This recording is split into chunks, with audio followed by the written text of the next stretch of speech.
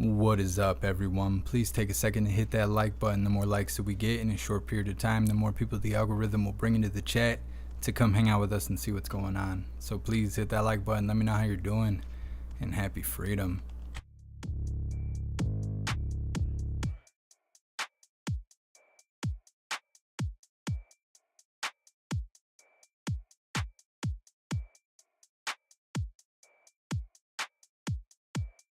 What's up, Who Through? I gotta go and check all the lives for some reason, and my software's been creating double and triple lives on Facebook and YouTube.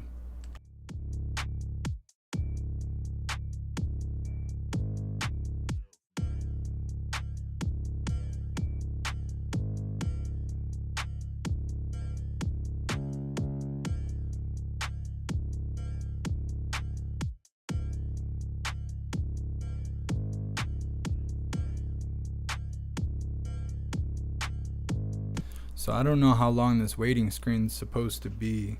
This live was supposed to start at 9, which is almost 30 minutes ago. So I don't think it'll be very long. They just kicked it on.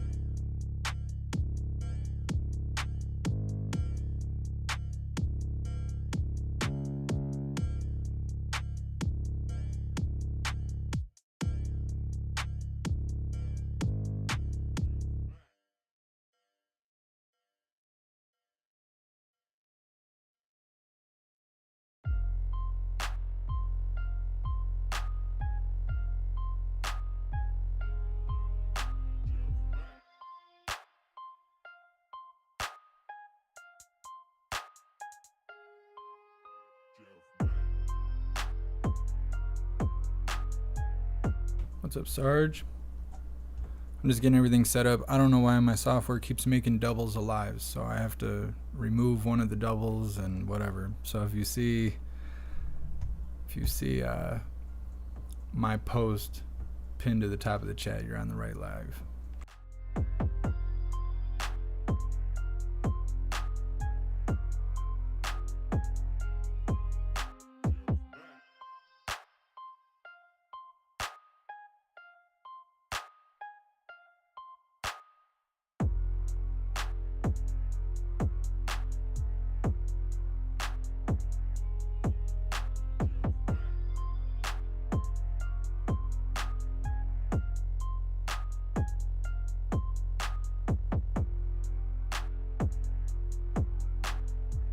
I really don't even know what to expect out of this. I just seen Elon share this on Twitter, and I thought it'd be interesting, so why not cover it?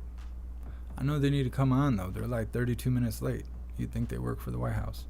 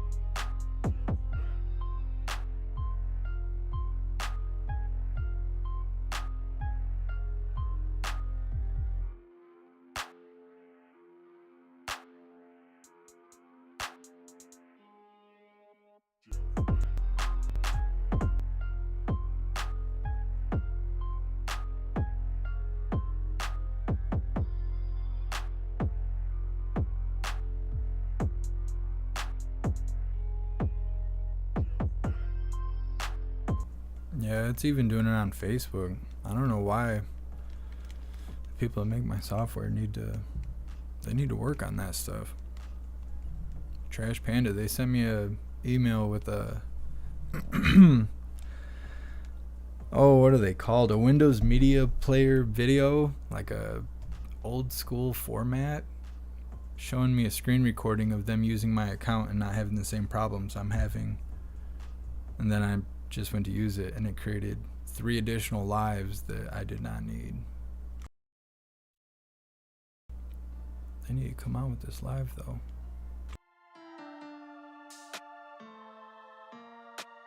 Happy Freedom, Justin. Thanks for being here.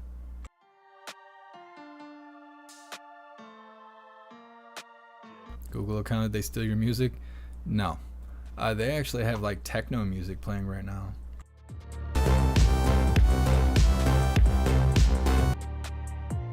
I just got this stuff muted.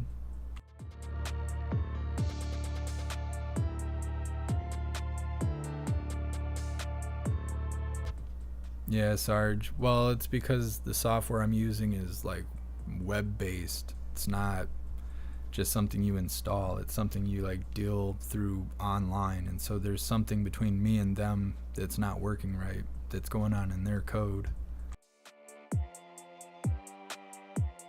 Jamie and Deborah posted like 10 times on Discord. Yeah, that's because it's starting all those lives. So the Discord bot is seeing all these lives being started, so it's kicking out a notification for all the lives. What's up, Travis? Thanks for being here.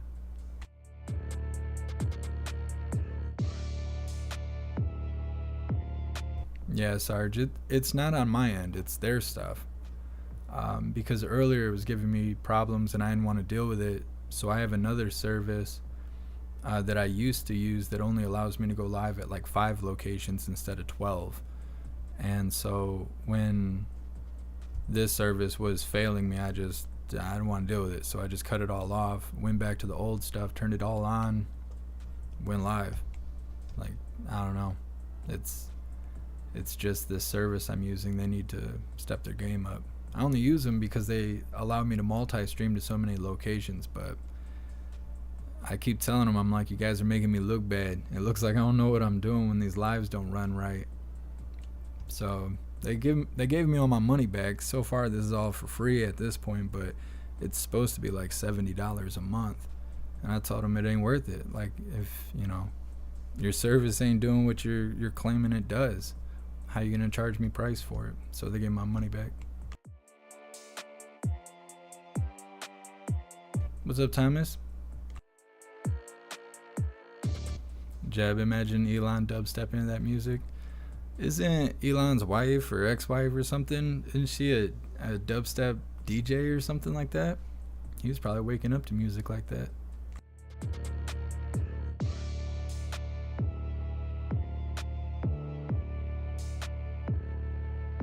Yeah, I appreciate you, Red. What's up, Stoner? Welcome to the live.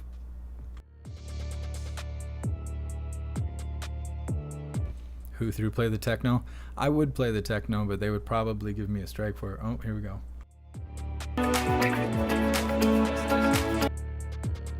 Psych. Techno. Salty Ragu, would we burn for dinner? That's funny, you assume I ate today. I don't know, I'm like fasting. If I fast long enough, I can pay my bills. That's kind of what I'm going for right now. I'm saving this can of soup, like, for real. I'm saving it till like 11 o'clock. I got a couple hours. That way I won't be hungry later. I'll go to sleep and I can deal with it tomorrow. You gotta schedule those meals, put some space between them, make them last.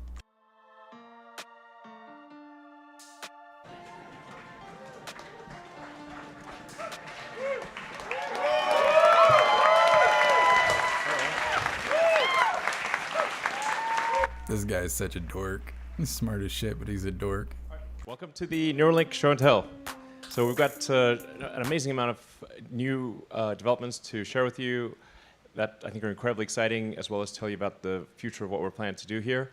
It's now this is meant to be a technical podcast, or sort of like we're I'm going to provide an overall summary, and then we're going to have a number of members of the Neuralink team come in and give a deep technical overview of the various areas. So so let me move forward with the overall summary. Now, some of the things I'm going to say are things if you've been following Neuralink, you've already heard before, but for a lot of people out there, they've no idea what Neuralink does, and so I will be a little bit repetitive of things you may already know, but that others do not. So, the overarching goal of Neuralink is to create ultimately a whole brain interface. So, a generalized input-output device that, in the long term, literally could interface with every aspect of your brain, and in the short term, can interface with any given section of your brain and solve a tremendous number of things that cause debilitating issues for people. So, so our long term is I'll talk a little bit about our long term goal. It's going to The audio being out of sync is on their end. It was actually the sort of my prime motivation, which was, what do we do about AI? Like, what do we do about artificial general intelligence? If we have digital superintelligence that's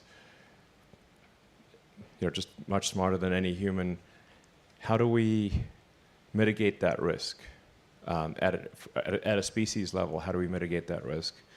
And then even in a benign scenario where the AI is very, very benevolent, then how do we even go along for the ride? How do we participate?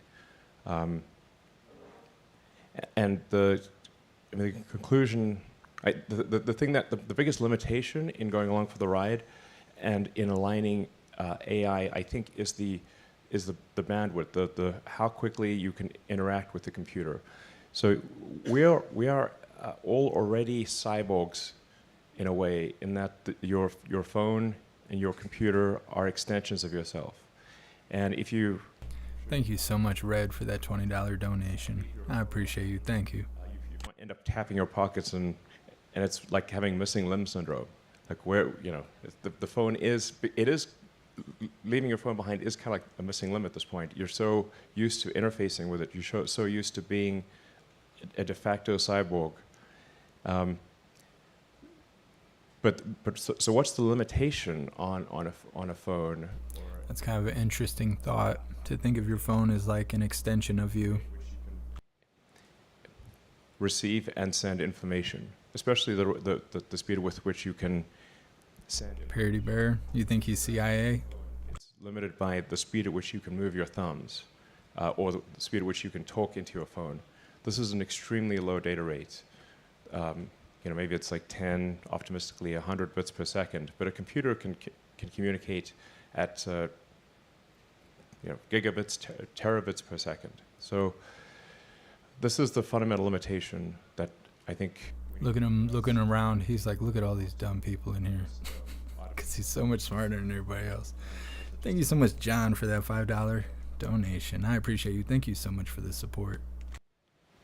So, but like I said, that's an esoteric explanation that I think will appeal to a niche audience, some of whom may be here. He's so weird with his like robotic movements. He's always like comforting himself. His body language is interesting. We are confident at this point that we will succeed at many. It's solving many brain injury issues, spine injury issues along the way. So, yeah. So, anyways. That shows Rick from Rick and Morty. Actually, we have Justin. What's up, Mike? You're in Lansing? I'm right near GR. Hi, Justin. So it's a little Rick and Morty reference here. This great Rick and Morty episode about intelligence enhancement of your dog, and what's the worst that can happen? So, anyway, Rick and Morty, I recommend it. I like that he's doing Rick and Morty references at like this super intelligent TED Talk style event he's doing. That's so awesome. That you want to be able to ultimately do that for the entire brain, and then also extend that to communicating to the rest of your nervous system if you have a sort of a severed spinal cord or neck.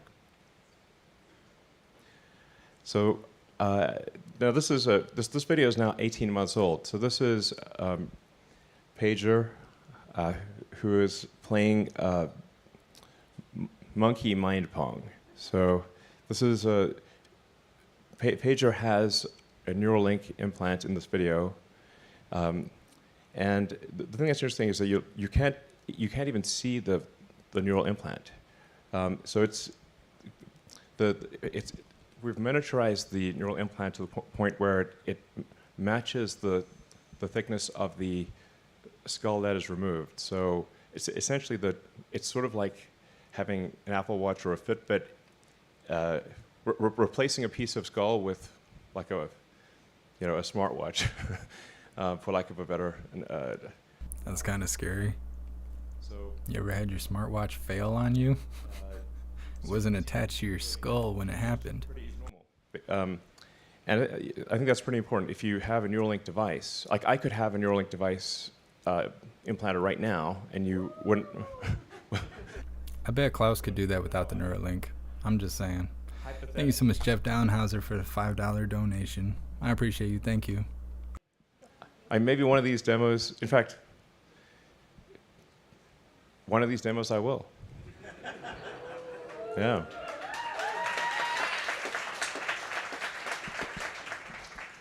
So yeah. Anyway, so here's I mean, first of all, it's kind of wild. Hey, monkeys can play Pong. Like they can actually play Pong if you give them a joystick. So Pedro first learned to play Pong with a joystick. So I'm like, that was novel. It's like I didn't know monkeys could play Pong, but they can. And then so we first trained Pedro to play Pong with a joystick. Then we took the joystick away and have the Neuralink. And now he's playing telepath. I bet this is like pissing people off. Underneath Elon's post on Twitter about this live, there was haters posting pictures of monkeys saying that his experiments kill monkeys, like tons of them. We've been on the very difficult journey. Thank you so much, Parody Bear, for the $10 donation. I appreciate it. Thank you for the support. I've often said that prototypes are easy, production is hard. It's really, I'd say, 100 to 1,000 times harder to go from a prototype to a device that is safe, reliable, works under a wide range of circumstances, is affordable, and done at scale. It's insanely difficult. I mean, there's an old saying that that it's 1% inspiration, 99% perspiration, but I think it might be 99%, 99.9% perspiration. The best example I could give of an idea being easy, but the execution being hard, is going to the moon. It's the idea of going to the moon. Thank you, Glimmer of Freak, for the $10 donation. I appreciate you. Thank you. And we've been working hard to be ready for our first human. And obviously, we want to be extremely careful and certain that it will work well before putting a device in a human. But we've submitted, I think, most of our paperwork to the FDA, and we think probably in about 6 months we should be able to have our first Neuralink in a human. So.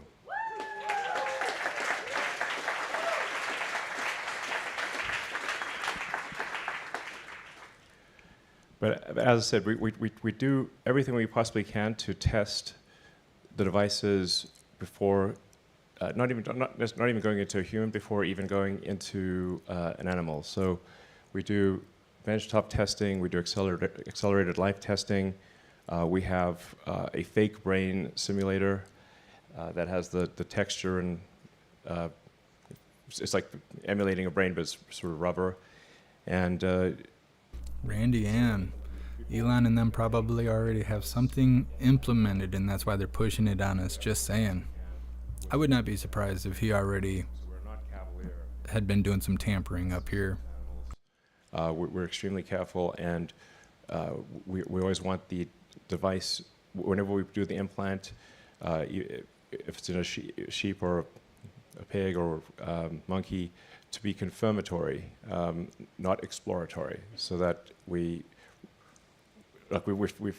done everything we possibly can with benchtop testing, and only then would we consider putting a device in an animal. Yeah, we'll actually show you a demo later today in a few hours really, of implanting in a brain proxy.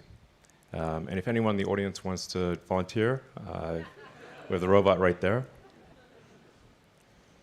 So let's see, and since the page of demo, we've expanded to work with a troop of 6 monkeys. We've actually upgraded Pager. They do varied tasks. What's up, Craig? And we do everything possible to ensure that things are stable and replicable, and that that the device lasts for a long time without degradation. So, and what you're seeing there is, it looks like the Matrix, but that's actually that's a real output of neural signals. So that's not a simulation or just a screensaver or something. Those are actual neurons firing. That is what one of the readouts looks like. Happy frame orchids and roses. And here you can see Sake, it's one of our other monkeys, typing on a keyboard. Writing hate messages. This is telepathic typing. Monkey supremacy stuff. He's not actually using a keyboard. He's moving the cursor with his mind to the highlighted key. Now technically, That's amazing. can't actually spell, and so I don't want to oversell this thing, because that's the next version.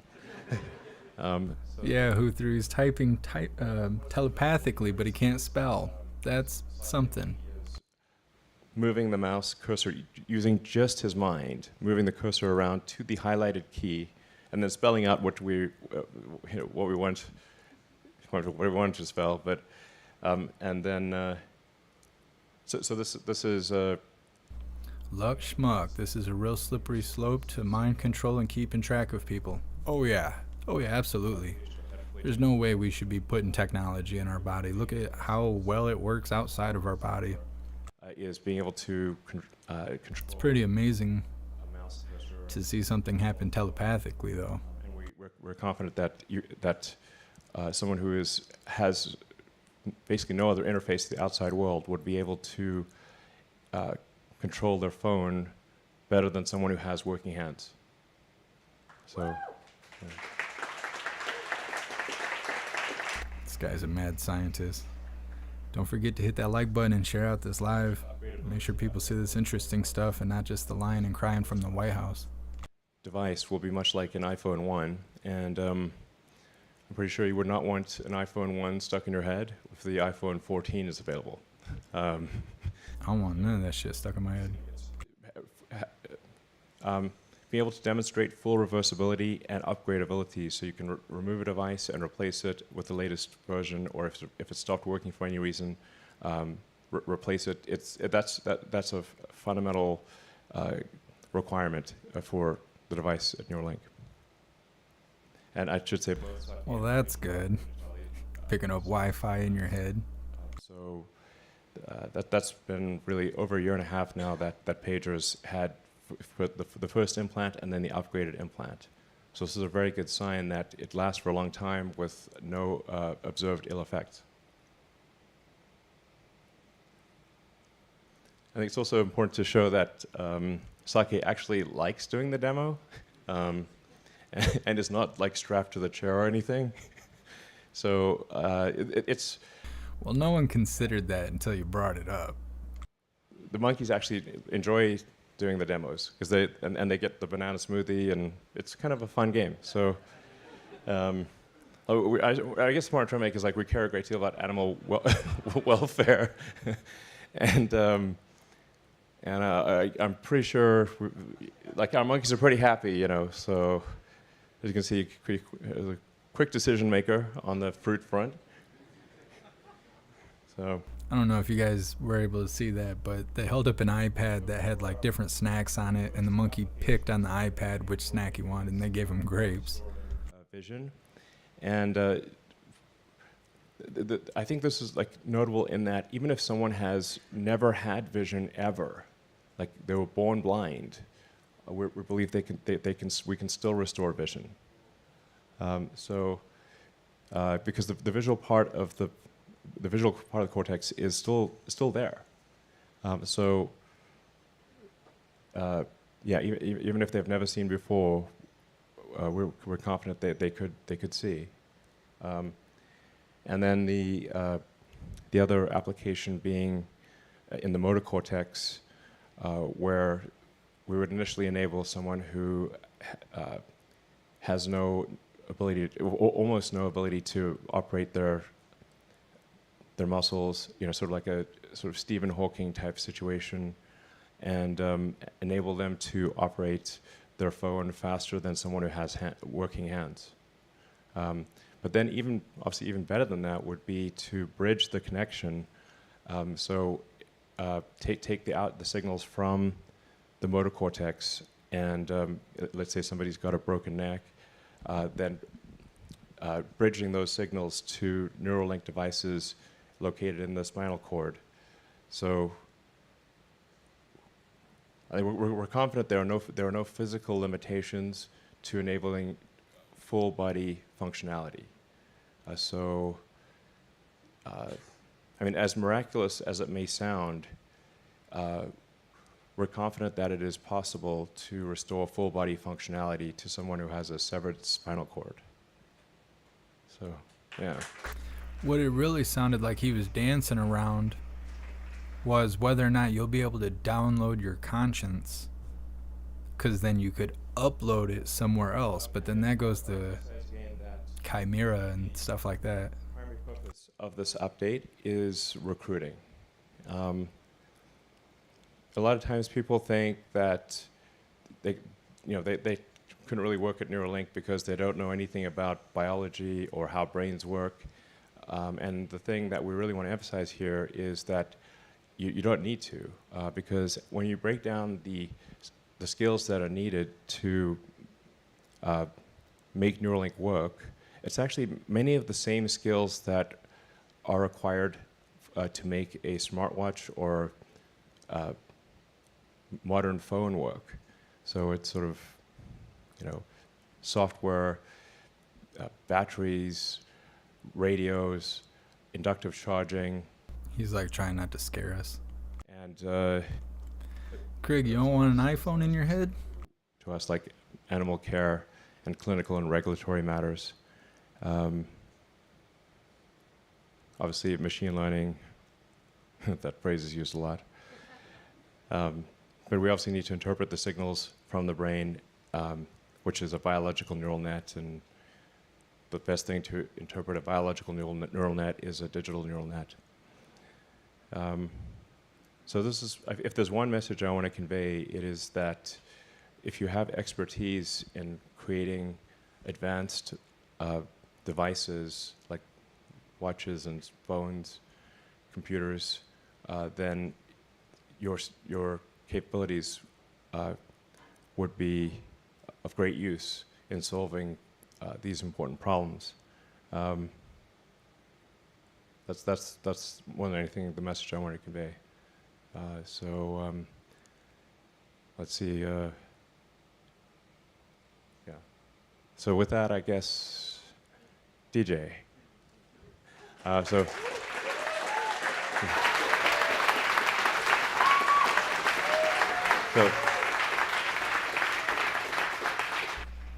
Shunt, I didn't even think of that. How much cancer are you going to have in your body from putting electronics that can pick up Wi-Fi and everything else? As of many of the others who will present. But I want just to thank DJ for his immense contribution to Neuralink. And all right, cool, thank you. Thanks, Elon.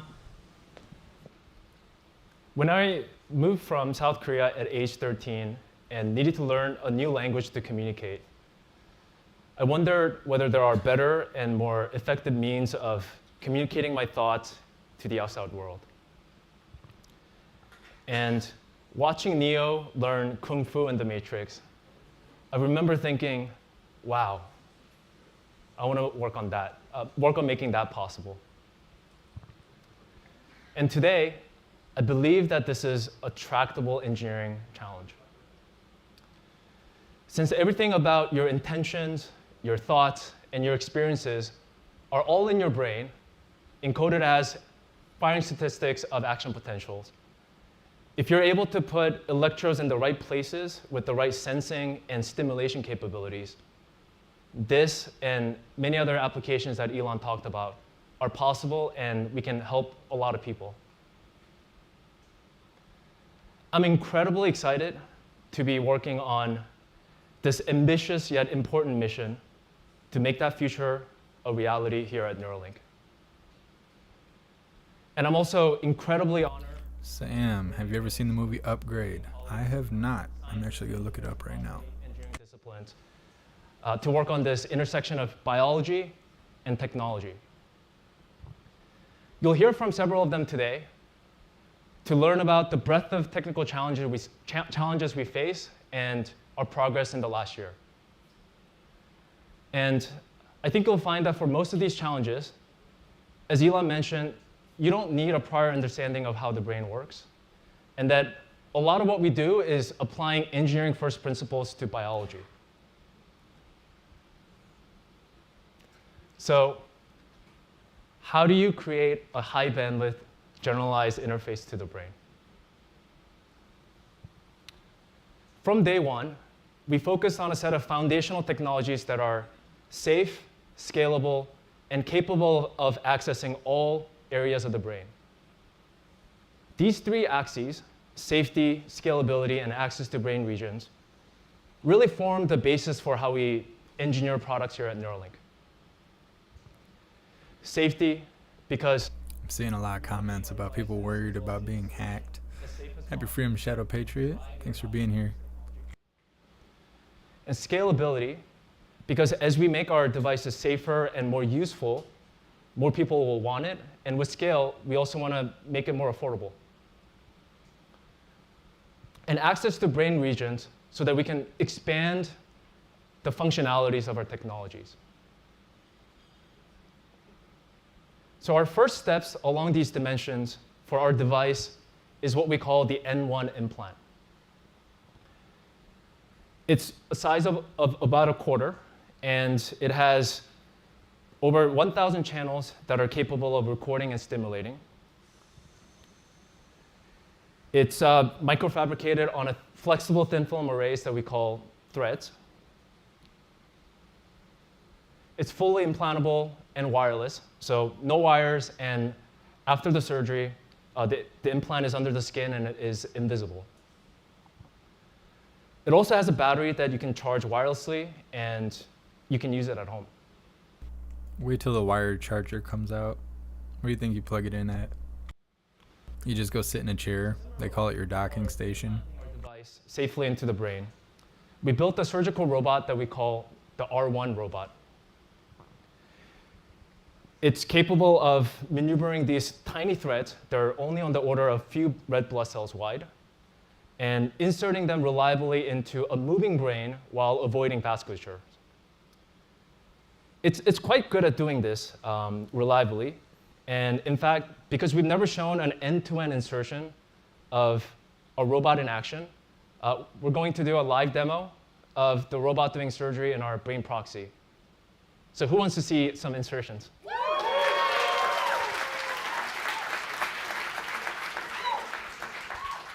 So here it is. That's our R1 robot with our patient Alpha, who's lying comfortably on the patient bed.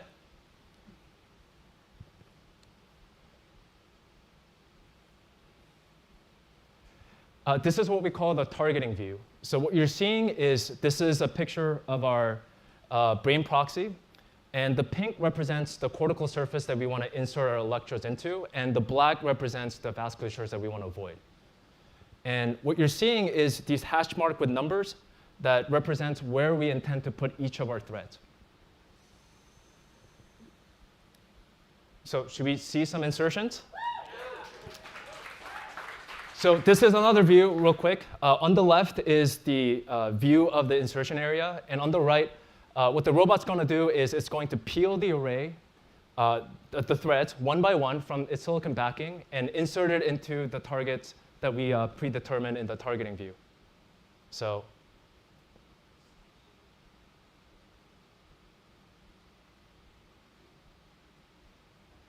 there you go. That's the first insertion.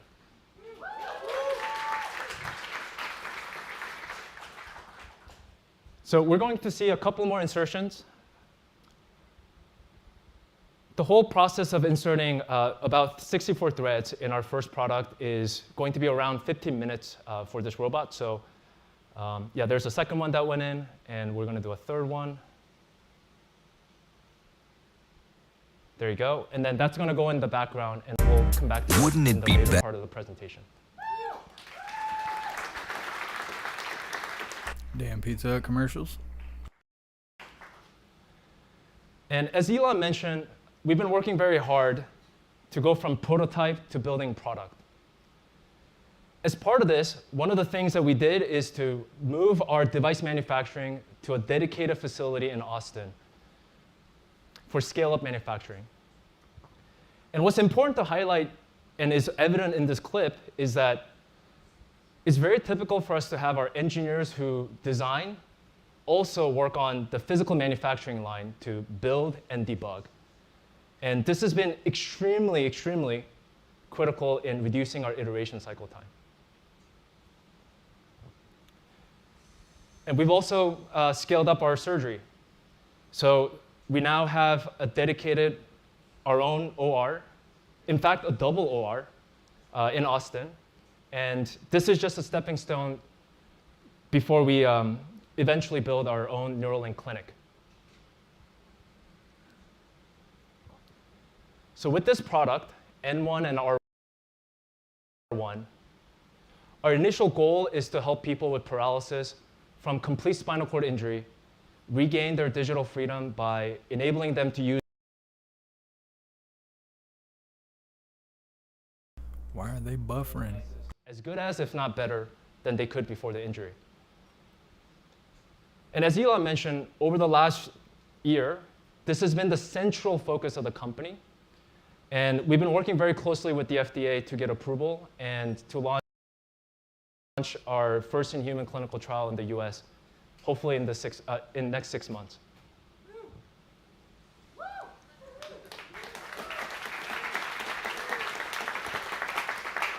I think his girlfriend's sitting up front. This gives you a good overview of our product. For the next hour, we're going to go through a deep technical dives on these topics to tell you about our technical challenges, share some of our progress, and preview what's coming next. So with that, over to Nir from my team, who's going to talk to you about neural decoding. Thank you, DJ. And hey, everyone. My name is Nir Evan-Chen, and I'm the head of Brain Interfaces Applications. Our goal is to enable someone with paralysis control a computer, as well as me, or even better. We'd like to provide fast and accurate control with all the functionality of computers that works anytime, anywhere. So I'm very excited to show you how B-Man said, nah, it was his boyfriend. My bad, I didn't think of that. to achieve this. I'm gonna refresh our live and see if it'll fix it. Just a moment. A video of Pedro the monkey controlling computer cursor with his brain. So how do cursor velocity from the patterns of his neural activity? With this decoder, he can then control a cursor just by thinking about it, without even moving the joystick. He can play with this decoder a variety of games, also a grid task, where he's moving the white dot towards the yellow target. Every time he gets one, he receives a drop of his favorite smoothie. And he chooses to play this game every day. Here you can see his performance from early 2021, around the time we released the previous demo. It's quite accurate, but What's up, JB? what we would like. And cursor control is the foundation for interacting with most computer applications. So since then, we've been working to improve cursor speed and accuracy. As you can see, it's much, much faster, almost twice as fast.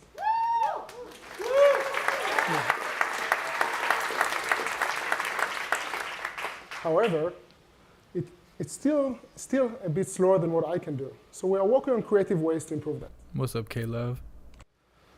Now, speed is not enough. You want the full set of functionalities. And for decades, most software was built for mouse and keyboard control.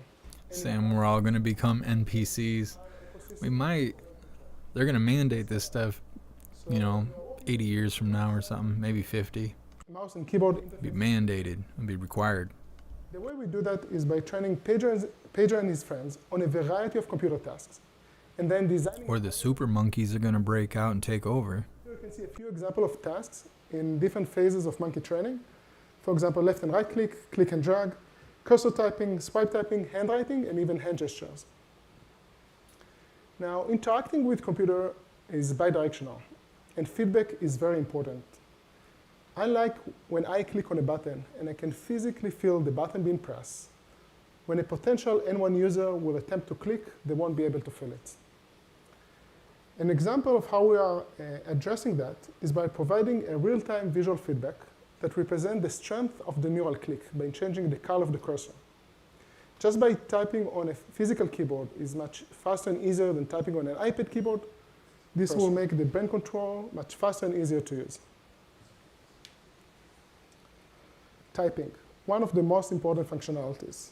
So you already seen this message, and I want to show you the behind the scene of how this message was created. And here you can see again, Saki, using the virtual keyboard, typing this message. This virtual keyboard is similar to the one I use on my phone. And with the speed and accuracy that we achieved so far, typing on a virtual keyboard is already fast and easy. However, I never use a virtual keyboard when I type on my computer, because it covers my screen, and it's also much slower than what I can do with my 10 fingers. We can do better. For example, a group from Stanford asked a person to imagine handwriting letters. Then they decoded the letters from his brain activity. Using this approach, they were able to speed up the typing rate. We started this project with our monkeys, but of course they don't know how to write. So to mimic writing, we trained Ranger, one of our favorite monkeys, to trace digits on an iPad. Here you can see him tracing the digit 5 and the digit 2. Then we recorded his neural activity with the N1 device. But now, instead of decoding the cursor velocity, we decode in real time the digit that he's tracing on the screen.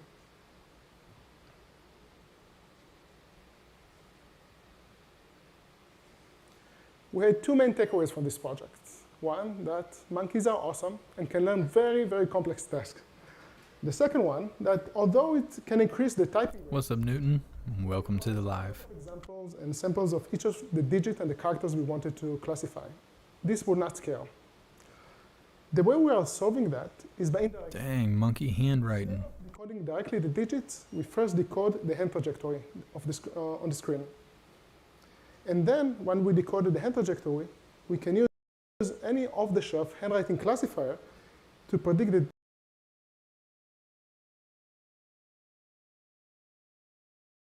digit and the characters. They got the monkeys running the production of the live stream. Why it's so important? It's important because now we can potentially decode any character in any language with only one neural decoder for hand trajectory. It means that you can write in English, Hebrew, Mandarin, or even monkey language, and we can understand you wanted a banana. So there are many challenges ahead of us to improve functionality and speed. And I want to hand it off to Bliss to talk about the third part, how we are making our brain interfaces work anytime, anywhere.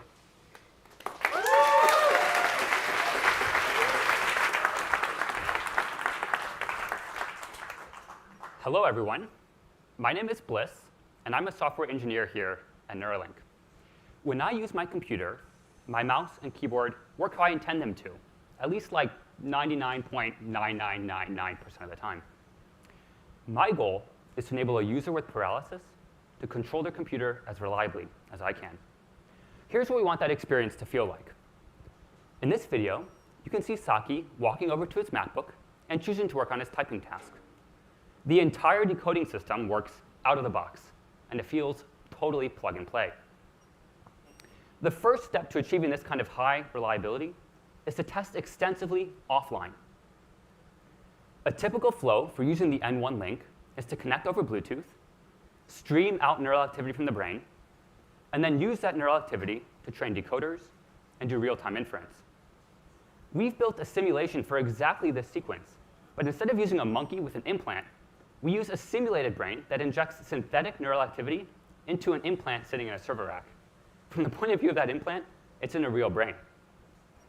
This simulation runs on every code commit to validate that from the hardware all the way up through to the neural decoders, our entire stack can achieve state-of-the-art performance. However, while this kind of simulation is great for integration testing of software and hardware, it's not yet detailed enough to guarantee high reliability in the real world.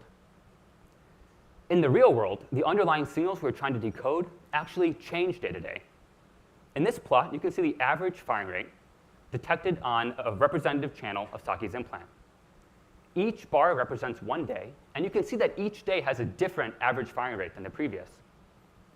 This presents us with a very interesting problem for how to make our decoders robust day to day. It can actually happen that if you train a neural decoder on one day of data and then try to use it on the next, the average firing rates can actually shift enough to cause a bias in the output of the model. Here on the right, you can see that this bias is making it hard for the cursor to move to the upper right corner. You see it struggling here to make it up to the upper right, and then it moves much more effortlessly down to the bottom left. We're trying many approaches to mitigate this problem. Some examples include building models on large data sets of many days of data to try to find patterns of neural activity that are stable across days. Another approach we're trying is to continuously sample statistics of neural activity on the implant and use the latest estimates to pre-process the data before feeding it into the model. This is really an active area of research for the team, and it's a critical problem to solve if we want to enable someone with paralysis to control their computer as well as I can. Another big problem we have is to minimize the time it takes for a spike in the brain to impact the movement of the cursor on the screen. If you have lag or jitter in this control loop, the cursor becomes hard to control, leading to the kinds of overshoots that you can see here on the right. One big improvement we've made towards in this direction is called phase lock. Phase lock aligns the edge of each packet that we send off the implant to the exact moment that the Bluetooth radio is going to wake up. This minimizes the time it takes for a spike in the brain. Craig, I wonder if they're going to be able to download or upload your soul to a Boston Dynamic robot asking for humanity. That's probably the goal. That'll be the final form. This makes it easier for the users. Just be robots with souls uploaded to them. Over the last year, we've made tremendous improvements to the stability and reliability of our system. And we've been able to demonstrate They're probably building this stuff for the elite, because the elite have everything except for invincibility. They have to die one day and they don't want to. That's what this kind of technology really goes towards. If this technology is exciting to you, you should consider applying to join the team. Now, I'm going to hand it over to Avinash to talk about how our custom low-power ASIC detects spikes in the brain.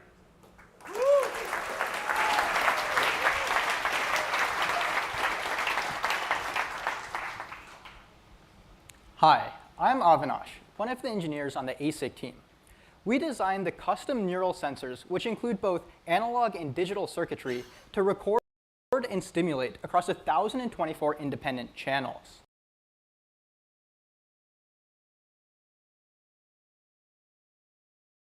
Come on, man. We face challenges across all three major metrics: performance, power, and area. Not only do we have to fit all 1024 channels into a single quarter-sized implant, but we also have to measure spiking activity less than 20 microvolts in amplitude. And today, I'd like to focus on the last challenge I mentioned, power.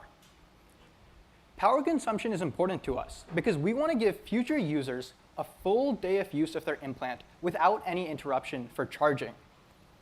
Back in 2018, we were sending every sample from every channel off the device for processing, which burned a ton of power.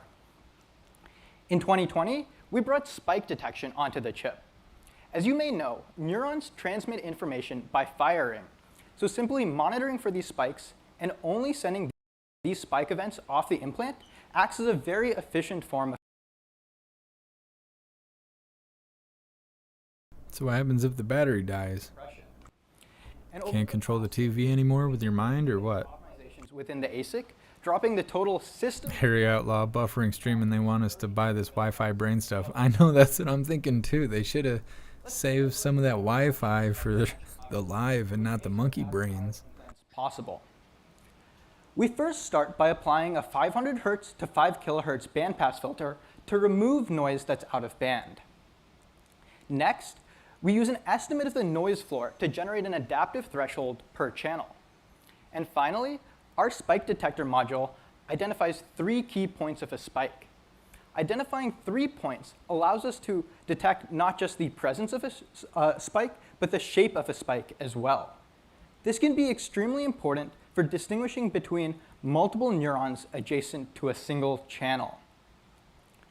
Today, I'd like to focus on one of the many optimizations that we've made in our latest chip. This one specifically cutting system power by 15%.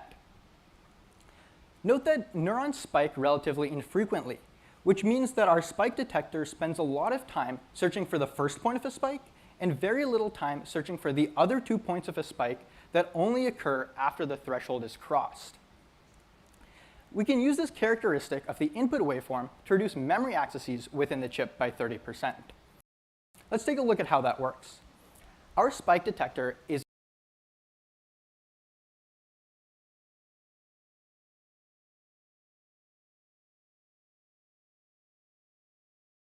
implemented as a single functional unit that's shared across all channels with an SRAM to buffer the state of each channel. As a sample comes in, its channel state is read from SRAM, an incremental spike detection step is run, and then the updated state is written back to SRAM. Since this is happening 20 million times per second across the implant, each of these accesses add up quite quickly. In our latest chip, we split the state into 2 parts, a hot state and a cold state. The hot state is accessed on every cycle, while the cold state is only accessed once the threshold is crossed, reducing the average access width and saving power. We're also working on a next generation stimulation-focused chip with 4,096 channels still within the footprint of our current chips. In addition to They're going to do an upgrade. They haven't even released it yet. so we can get better. They just made the new iPhone. And to support this higher channel count, as well as a broad range of future applications that you'll soon hear about, we're adding an ARM core onto the chip. Edward, they'll basically be able to read your thoughts. Yeah, that's what it's sounding like. We can still put 4 of them together into a single implant for a total of 16,000 channels still within the size of a quarter.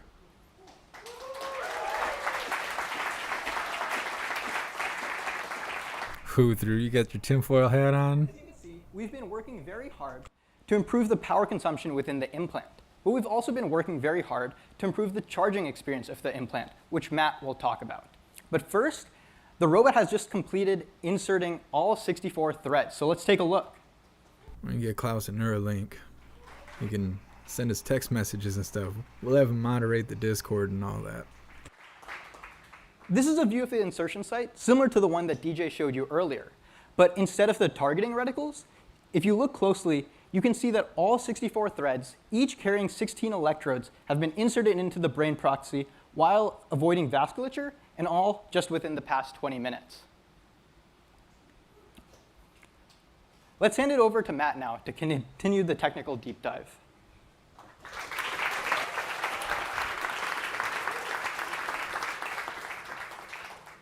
Hi, I'm Matt, head of Brain Interfaces Electrical Engineering. Our fully implantable N1 device depends on a battery for continuous operation. When that battery is running low, charging is accomplished through wireless power transfer.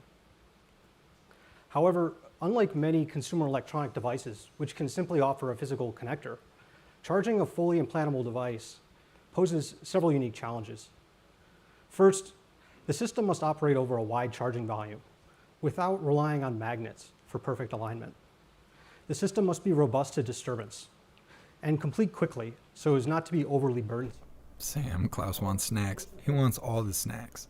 In contact with brain tissue, the outer surface of the implant must not rise more than 2 degrees C. In pursuit of these goals, our charging system has gone through several engineering iterations. The first, if you watched our pig demo in August of 2020, Gertrude was implanted with... When do you think they're going to announce it like Bill Gates is like somewhere in all of this? ...was implemented in a small puck package and later separated into a remote coil and battery base. This charger was challenging to use. However, we learned a lot. You think you'll need like antivirus software for your Neuralink? Which charges our current generation of implants, is implemented... When you put a hat on, is that like a phone case? ...the drive circuitry. A remote coil, 4 times the size of our original device, also disconnectable.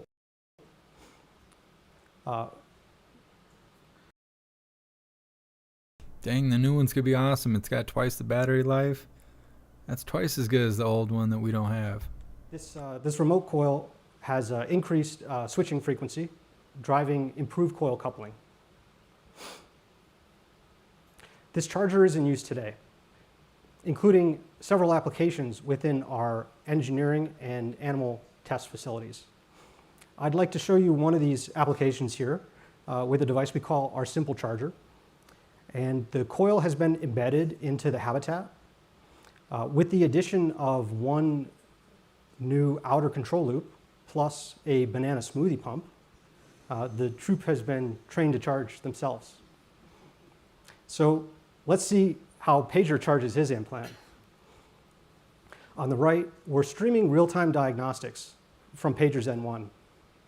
When he climbs up and sits below the coil, you can see the charger automatically detect his presence and transition from searching to charging. He's charging his nugget right now. On a scale of 0 to 1, and the current driven into his battery.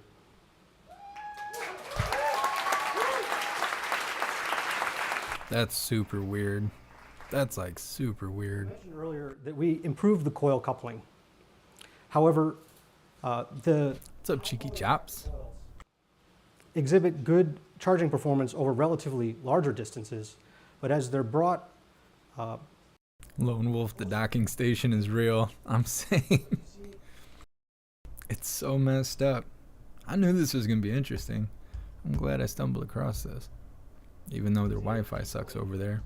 where the best, highest efficiency power transfer is pushed up into higher frequencies outside of the ISM band, required for compliance with regulated radiated emissions. The way they're doing the tuning is real interesting because they're using like audio technology from the 60s to do all of the tuning they were describing earlier. Real-time adjust the resonant frequency of the transmit and receive coils so that we can change their properties just ahead of degraded performance.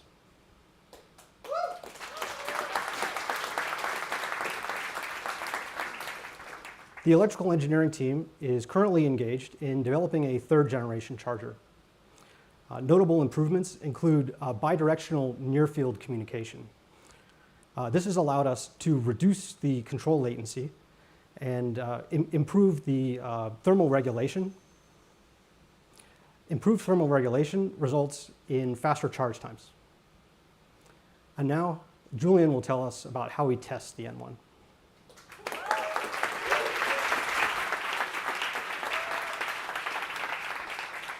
Thank you very much, Matt. My name is Julian, and I lead the embedded software group on the Brain Interfaces team. So when we started building implants, we had a small manufacturing line, and to collect data from an implant, you would manually walk over with your laptop, you would connect, and collect the data of interest. But our goal is to make an ultra-safe and ultra-reliable implant. And so to do this, we scaled up the manufacturing line. Interesting community trust. I'll have to read into it after the live. I got it pulled up. A large suite of acceptance tests to the manufacturing line. These test the functionality of each component and the final assembly. Implants coming off the line are then subjected to benchtop testing, accelerated lifetime, and animal models. We then collect data from these implants round the clock This data is processed by a series of cloud workers and displayed in an aggregate. Hey, thanks for being here, Danny Brooklyn. Finally, all of this information feeds back into our design process and empowers our engineers to answer any question about any implant at any time.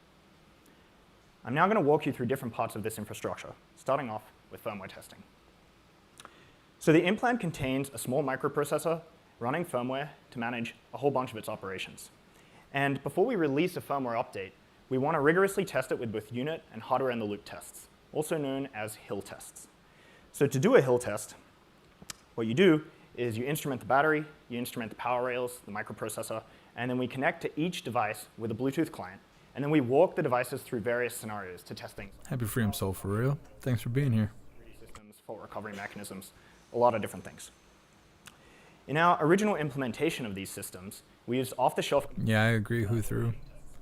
I usually don't see a whole lot of science stuff, but I thought this would be interesting. Very difficult to maintain. And this meant that testing quickly became the bottleneck for development. So to alleviate this, the hardware and software teams developed a new system which integrates all the required components onto a single baseboard. We can then put the charger and implant hardware on individual modules that plug into this baseboard, including one board with opposing coils so that we can test charging performance. This architecture allows us to rapidly iterate different hardware prototypes because we can simply drop them into this system and reuse all the testing infrastructure. Additionally, we can host the current and next generation of our neural ASICs onto FPGAs and plug those into this board as well. And that allows us to test a whole extra layer altogether. So that's how we generated this rather inceptive image here on the right. What you're looking at is spiking activity emitted from some of our simulated neural sensors, streamed through the entire system over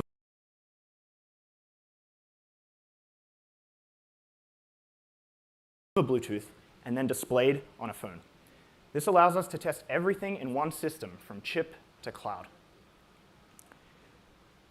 This system is 1/5 the cost, 1/5 the volume. It looks like they're mining crypto. This allows every developer to have a personal unit on their desk, and it also allows us to to shard the entire test suite over a large number of these units mounted into a rack. All of this has greatly accelerated our rate of development.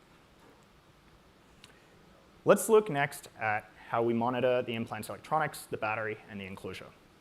So the implant will periodically capture all of its vital signs and commit those to flash. And then upon next connection with one of our recording stations, it will stream that data off. So for instance, if we look at humidity, we can get an understanding of the integrity of the implant's enclosure. And by looking at battery voltage and power measurements, we can gauge battery health. All of this is done automatically without any intervention, giving us 24/7 visibility into the quality of every single device. Additionally, we can use this infrastructure to request high fidelity information on demand so that we can investigate different anomalous situations. So for instance, in this particular scenario, we were trying to track down the source of some spurious spikes that we were observing on different channels, and so we requested raw wave samples directly from those channels.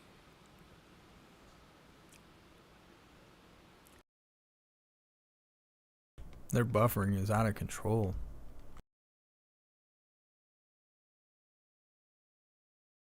I'm gonna refresh the page just a moment. We can run impedance on every implant, every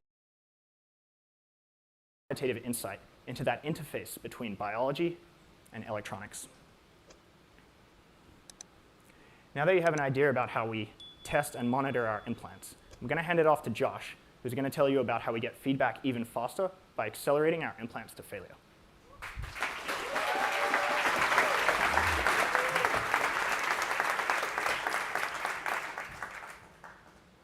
Hello, my name is Joshua Hess, and I'm an engineer on the Brain Interfaces team. We are responsible for the implant system design, as well as many of the manufacturing and testing tools. Julian just talked to you a little bit about some of the ways in which we test our implant electronics hardware and software. But what about the entire system as it relates to longevity in tissue? One of the ways we've addressed this is with the development of our in-house accelerated lifetime testing system. The system allows us to expedite and capture long-duration implant failure modes at scale to rapidly increase our pace of iteration. Even better, the system also significantly reduces the amount of tests which require animal models, both for implant prototypes and of course, longevity testing. So how does the system work? Well, at a very basic level, it comes down to three things. First, we want to mimic the internal chemistry of tissue. Next, we want to accelerate these chemical interactions as well as diffusion with our implant materials. And finally, we want to aggressively cycle the internal electronics of our implant. With these things, primarily the first two, we have achieved a conservative 4x acceleration factor by the Arrhenius relationship. In other words, every day our implants spend in our accelerated system is equivalent to at least 4 days spent in vivo. Historically, one of our greatest challenges has been the battle against moisture ingress into our implants. So we continuously monitor the internal humidity. I just called Elon out because he's sending out tweets while he's running this live. You can see some internal humidity data from implants in some of our animals for the duration of over 1 year. As you can see, our internal humidity sensing is so sensitive, it can even detect the very small and slow humidity rise just from diffusion through our implant materials. Now, in blue, you can see that same internal humidity data, but from devices in our accelerated system. Now, if we adjust this data for our acceleration factor, you can begin to see not only the agreement in this data, but also just how far into the future this data extends. Now, in red, you can see a device which has failed in our accelerated system. This device showed an abnormal increase in humidity over the duration of many months before implant electronic failures occurred. So how do we build this system? Well, we started building the first system prototype just after the COVID shutdown had begun in early 2020. So we had to get a little creative. As you can see, our first system prototype was a little scrappy and operated out of one of our apartments, as indicated by the carpeting. Although scrappy, the system allowed us the fastest path to start testing our devices, tuning our working fluid chemistry, and checking our constraints. We also immediately started root causing observed failures in early implant prototypes, fed that information into the next prototype designs, and literally rinsed and repeated. Over the duration of just a few months, the system was built out totally custom and highly iterated with 2 system versions and countless minor iterations, leading us to our currently operated 3rd generation system, which achieved I didn't realize they were on Gen 3. in-vessel charging, as well as automatic data collection. The system also features an implant sled assembly. When it comes out, you'll be implanting like their Neuralink 6. The implant can be installed and inserted by the surgical robot, just like you saw a few minutes ago. We also integrated the system into a high-density rack mount form factor, along with a centralized fluid management system, both for chemical uniformity. Diane, what happens when you go through a metal detector? You get thrown out. They think you're smuggling weapons in your skull. It's had its fair share of challenges. Since the system itself is undergoing the same accelerated abuse as the implants within it, it has been extremely challenging to design, build, and maintain. Yeah, Enterprise. Scale, while keeping it robust. They're going to try and shut us down, so if you don't go buy a Tesla where they can turn your car off, then they'll make you get a Neuralink where they can just turn your brain off. And have totally redesigned it from the ground up to be a hot swappable, single implant per vessel design, partly inspired by high-density compute servers. With this new system, we will achieve a whole new level of density, robustness, and scale. We also intend to have many of these systems operational in the pursuit of capturing even the lowest frequency edge case failure modes. With this, we will have thousands of implants testing in pursuit of these goals.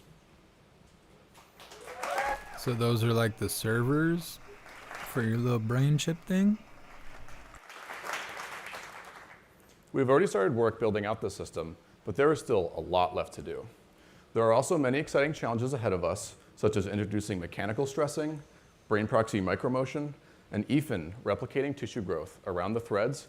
Angry Toad, you won't be able to escape advertisement. They'll stream directly to your brain with no skipping ads. That'd be terrible. You gotta watch an ad before you take a piss every day. Christine is now going to take you through a detailed look at our surgical process.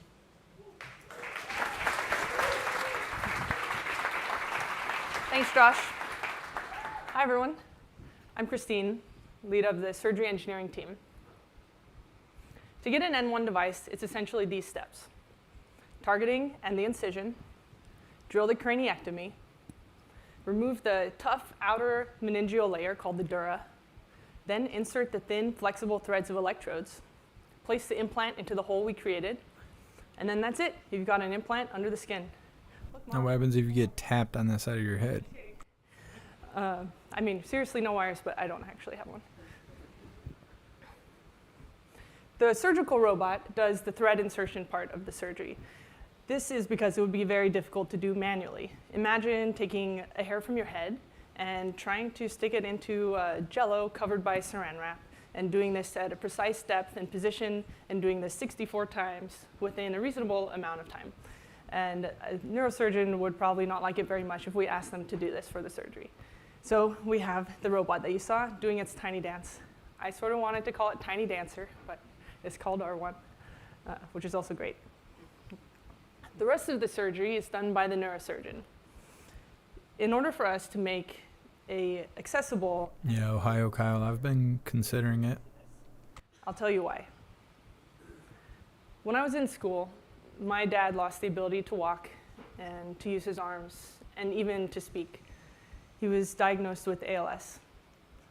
We would look on the internet and you could see maybe one person here or there who had some cool custom robotic assistive device, but it was deeply frustrating how limited were the options available to him. And there's hundreds of thousands of people with paresis, not even counting people with other conditions that our device might be able to help. Meanwhile, there's not that many neurosurgeons, maybe about 10 per million people. And it takes about a decade or more to train a neurosurgeon, and they're already generally very busy. And as you can imagine, their time is very expensive. So in order for us to do the most good and have an affordable and accessible procedure, we need to figure out how one neurosurgeon could oversee many procedures at the same time. This might sound sort of... So who's to blame if you die during the surgery? Are they just going to blame the robot, or is that protected by Section 230? I'm not sure. 30 years and counting. In the beginning, the laser robot did just the most fundamental core part that it had to do, and the surgeon did the rest. And over the iterations, the surgeon has to do less and less, and the laser robot does most of it. And it's a highly compelling procedure, takes just a handful of minutes, and often gives life-changing results. Since I joined in 2017, we've also done a handful of iterations to optimize the thread insertions of the robot. One of the challenges that we've had to face has to do with the optomechanical packaging. So as you can see here, there's about 3 primary optical paths that are really valuable for us to have reliable thread insertions. One is the visible imaging of the needle inserting the thread. And then another is the laser interferometry system called OCT, optical coherence tomography, that gives us the precise position of the brain while it's moving in real time.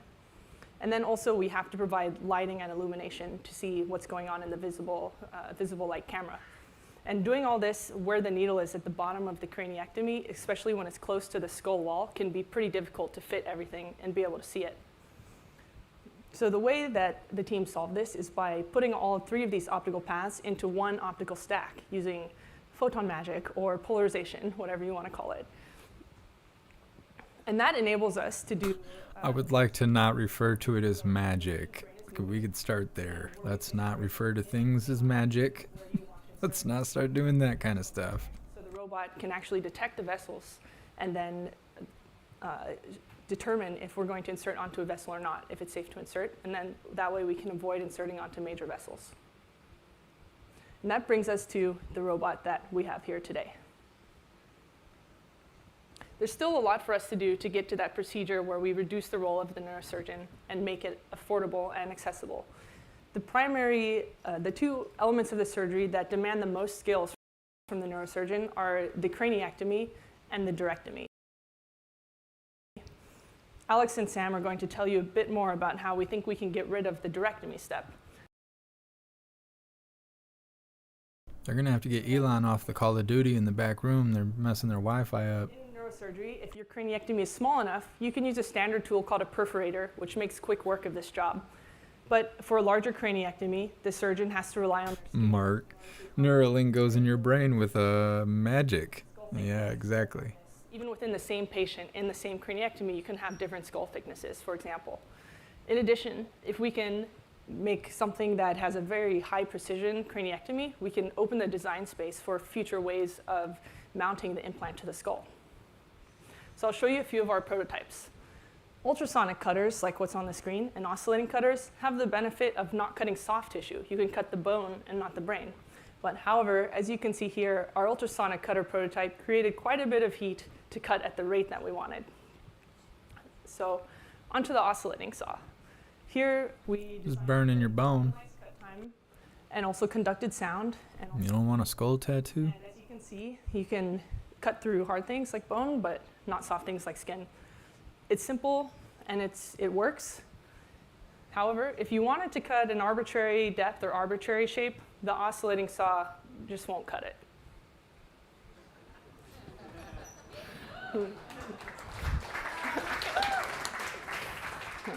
I was afraid no one would get it. You guys are smart. There's a time-tested solution for drilling arbitrary shapes, which is a CNC drill. Come on, man. The challenge with us doing this on a person is that we need to make sure it cuts reliably every single time, doesn't cut too deep. And a few ways that we're using feedback to make sure we don't cut through the brain are force feedback and also impedance. And if I could get a volunteer, no, just kidding. Maybe next time.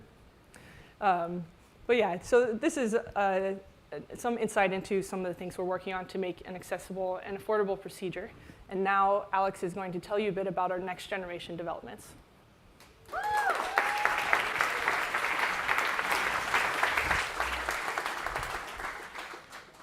Thanks, Christine. I'm Alex. I'm a mechanical engineer here on the robotics team. It's a whole room full of awkward people. What's up, Sarah? Welcome to the live. We'd like to cover some of our next generation development projects. I and the next couple speakers would like to talk about one of those projects, which is enabling device upgradability. You've gotten to hear about the advancements Shane, that's what I thought she said. I didn't want to repeat it. battery and charging performance, Bluetooth usability. Realistically, every new device version is going to be significantly better. It'll be more functional, it'll last longer. Wouldn't that is that not how everything works? Accessible for our early adopters. This means that we need a solution to make device upgrade or replacement. Mark, I totally heard her say it. I totally did. As many medical device companies have found, this is a challenging problem. The body's healing response. What's up, Captain Seamus? There ain't nothing wrong with that. But we've made significant progress towards enabling this that we'd like to cover today. Now, we'll have to start with some background as to what makes device upgrade challenging. And we'll start with the anatomy. Under the skin, you have the skull. Below that, the dura, a tough membrane that separates the bone from the brain. And between the dura and the brain, you have the pia-arachnoid complex, a fluid-filled suspension for the brain. To install the device, the surgeon removes a disc of skull and dura to expose the brain surface. The device then replaces the removed material. The challenge is here. So what happens if you don't want it anymore? They just patch that hole in your head up, or what? It's filled by tissue, encapsulating the device and the threads. The device would be trivially easy to remove. Because of the thread's small size, they would slip right out of the brain. It's the tissue layer that forms above the surface that makes removal challenging. We built tools in-house to study this response and characterize it, such as histology and micro-CT. In these images, you can see that layer. Red said they just throw some drywall in there, just get you fixed up, send you on your way. You'd be all good. We've explored many different avenues for designing around this healing process and finding a solution to make device upgrade seamless. Our best successes have come from making the procedure less invasive. Instead of directly exposing the brain's surface, we instead keep the dura in place, maintaining the body's natural protective barrier. This prevents encapsulation at the brain's surface. And really, this is actually a huge win for making the surgery simpler and safer, as Christine alluded to.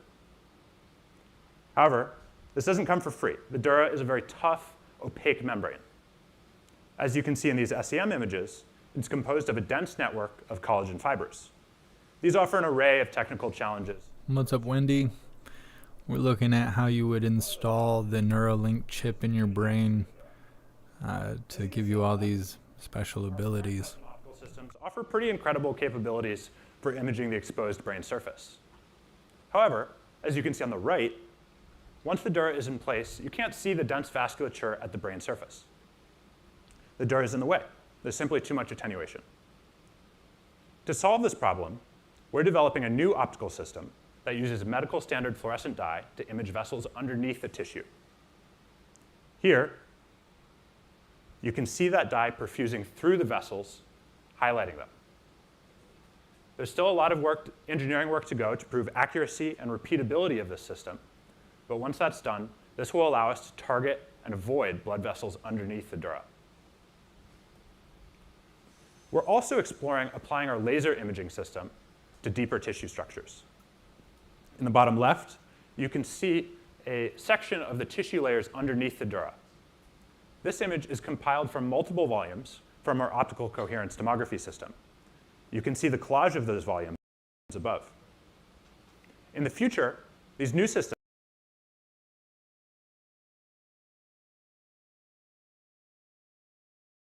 Come on with the buffering. If you don't pay your subscription, they'll just shut down your ability to fart without sharding your pants. Captain Seamus, if you say so. If you insist that's how it goes, I believe you. Now, imaging isn't the only challenge that comes with the tough dural anatomy. Now, I'd like to hand it over to Sam to talk about some of the challenges of inserting our electrodes through this membrane.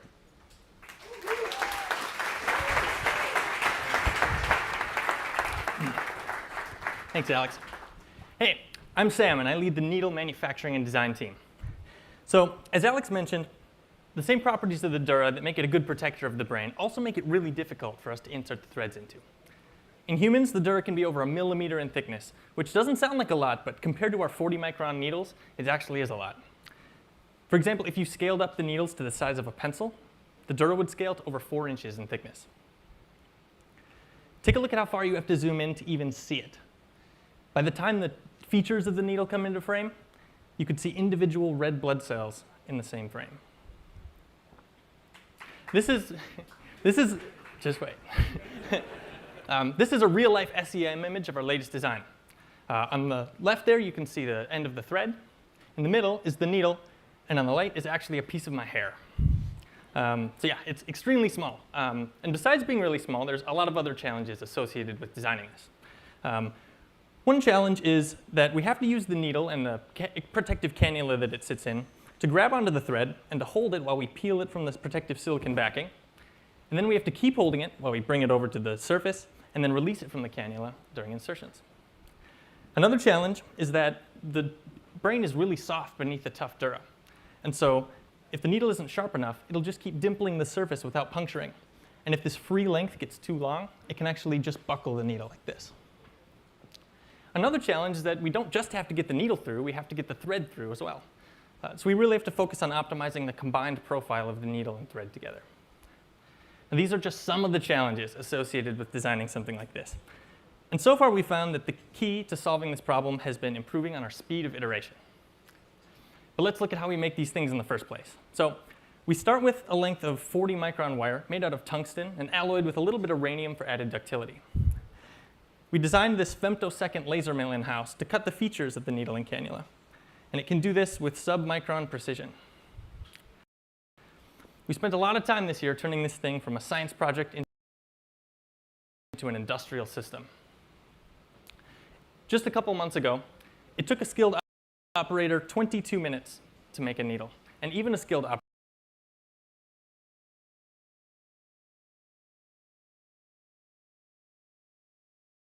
operator could only get about 58% yield. Today, that same process takes just 6 minutes, and anyone can get 91% yield with just a few minutes of training. With only one click, the mill cuts and measures the needle and cannula and uploads the measurements to our limb system so that the robots can use the exact dimensions for each needle that it uses. Now, this is all for our current design, though, and we've had a couple years to optimize the manufacturing. Hey, thanks for being here, angry introvert. Appreciate it. Yeah, I was not expecting this live. Just random. Like I said, we had to come up with something new, and we needed to be able to iterate on designs quickly. Unsurprisingly, there's no page in machinery's handbook for this kind of thing, so we dug into the science of femtosecond laser ablation and figured out a workflow that allows us to use our laser mill much like a CNC mill. This allows us to iterate several times. This allows us to iterate in under an hour for new designs, allowing several iterations per day when we're really on a roll. As a result, the latest design, seen on the right, can actually insert through 9 layers of Dura, totaling 3 millimeters on the benchtop. This is far more than we could ever expect in a human with significant margin.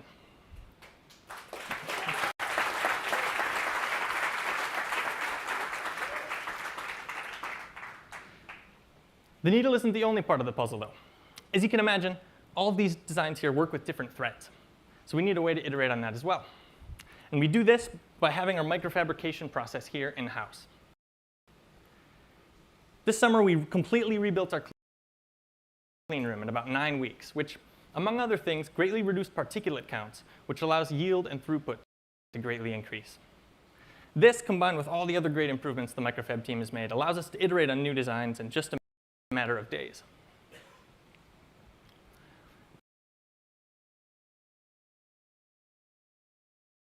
The last piece of the puzzle, though, is testing. We can come up with as many new designs as we want, but unless we have a way to actually test them in the right conditions, we won't know what to tweak. Or even worse, we'll spend time optimizing for the wrong things. Take this failure mode, for example. A few months ago, we got to the point where we could pretty reliably insert through the Dura. But when we took the proxies and put them in our micro CT imaging, we realized that our hold on the end of the threads was actually too strong, and we were pulling them out just a little bit underneath the surface. By the time we solved the problem, we realized that this issue was very sensitive to the properties of the surrounding material or tissue. We could make a proxy where this never happens, and we could make another proxy where this happened every single time. And this highlights why it's crucial that we spend time making our benchtop tests match tissue as accurately as possible. And I'm going to pass it off to Leslie now, who's going to talk about how we've been doing that. Thanks. Wendy, is this made in China? I have no idea where they are making this, or even where this live is taking place. And I lead microfabrication R&D. And part of what we're interested in is understanding the biological environment our implant and threads experience. Grab some coffee real quick. I'll be right back. Learning directly from biology, though, is inherently slow. So in order to move fast, we're developing synthetic materials that mimic the biological environment.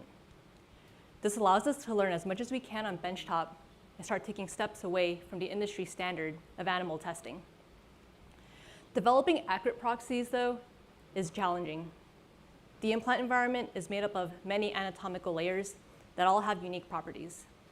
And as time goes on and the implant site heals, new tissue forms, filling any available space. In addition to that, motion related to cardiovascular activity and head movement introduce added complexity. So to start addressing some of these challenges, we're engineering materials using feedback from biology. This may involve mechanical characterization of tissue or analysis of interactions at thread-tissue interfaces.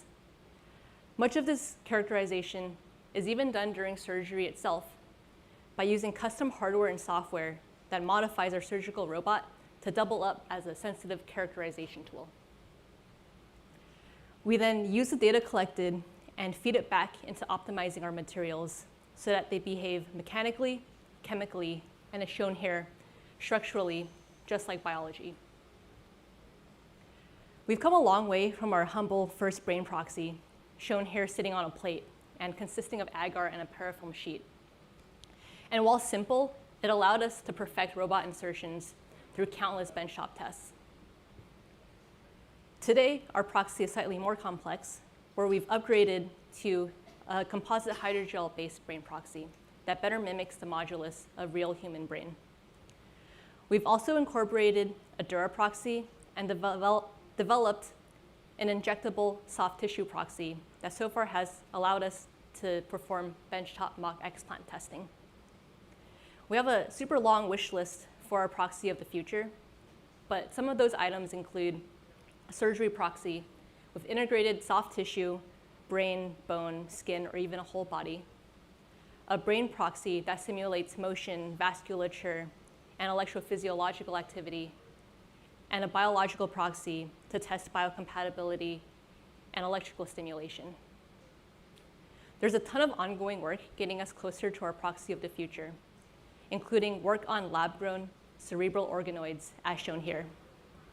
And all of this will get us closer to a future where we learn more and iterate faster on benchtop and reduce our reliance on animal models, or even one day replace them completely.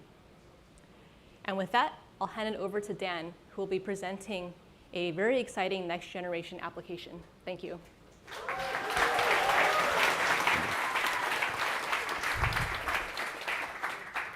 Thank you, Leslie. My name's Dan, and I came to work at Neuralink after following a career in visual neuroscience research. I was inspired to join this company because I saw in our device the potential to restore vision to people rendered blind by eye injury or disease. There are a number of particular characteristics of our device that make it uniquely suited to this application. Firstly, as well as being able to record from every channel, we can stimulate neural activity in the brain by injecting current through every channel. This is important because it allows us to bypass the eye and generate a visual image in the brain directly. Secondly, our device can have an enormous number of electrodes. For a visual prosthesis, this is important because the more electrodes you can have, the higher density of an image you can create in the brain. Thirdly, thanks to our robot, we can insert these electrodes deeply into the brain. Now, this is an important thing for a visual prosthesis because the human visual cortex is buried deeply in a fold in the medial face of the brain called the calcarine sulcus. In this image, I've highlighted the calcarine sulcus in red in an MRI. It contains a map of the visual world, the visual field. It's about a surface area equal to a credit card on each side. And if you unfold it and flatten it, you see that the image is inverted, it's upside down. But more interestingly, it's distorted so that the central part of the visual field, the fixation point, is greatly magnified. So for example, if you look at this image of Lincoln, if you look directly into his right eye, everything to the left of that fixation point is directed to your right visual cortex, and everything to the right goes to your left visual cortex. His eye, even though it's very small in the image, is magnified in the brain to occupy nearly a quarter of the surface area of the visual cortex. Over the last half century, visual neuroscientists have developed a profound understanding of visual processing in the brain. What's driven most of this research is recording from single cells in the cortex, usually of macaque monkeys. One of the seminal discoveries was that every cell in the visual cortex represents only a tiny part of the visual field. Your perception is made up of a mosaic of tiny receptive fields, each belonging to a single cell in your visual cortex. So if you record from one of these cells in a monkey, say in this location, you can find a very tiny region of the screen where a light stimulus will cause modulation of that neuron. Another location in visual cortex will have a location elsewhere on the screen, in this case in the lower visual field. These regions are called receptive fields. We've inserted our device into the visual cortex of 2 rhesus monkeys, whose names are Code and Dash. That means we can record activity from their visual cortex generated by their normal home environment as they roam around. But as we all know, monkeys love banana smoothie. That means we can easily teach them to fixate points on a screen and reward them. We can reward them very precisely because we can track the location of their eye using an infrared camera. One of the things this allows us to do is to plot the receptive fields for every neuron that we can record with a single device. Now we do this by showing the animal a movie of random checkerboards whilst he fixates steadily on the screen. Then we take only the frames of the movie that generated a response in the cell and average them all together. This is a technique known as reverse correlation. It's generally used quite widely in visual neuroscience for this purpose. And this is an example of a receptive field plotted with this technique. The central cross is the fixation point, and you can see the little red and blue regions of excitatory and inhibitory receptive field. These regions give cortical cells some of their characteristic properties. So we can record all the receptive fields from all the electrodes at the same time. And if we take all these receptive fields and accumulate them together, overlap them, and place them on a computer monitor for scale at a typical viewing distance, you begin to get an idea of how much of the visual field we can cover with this preliminary device. Many of the receptive fields are close to the fovea, close to the fixation point. That's partly due to the magnification that I talked about of the fovea. But there's also a scattering of fields in the periphery. These are from recording sites deeper in the brain in the calcarine sulcus.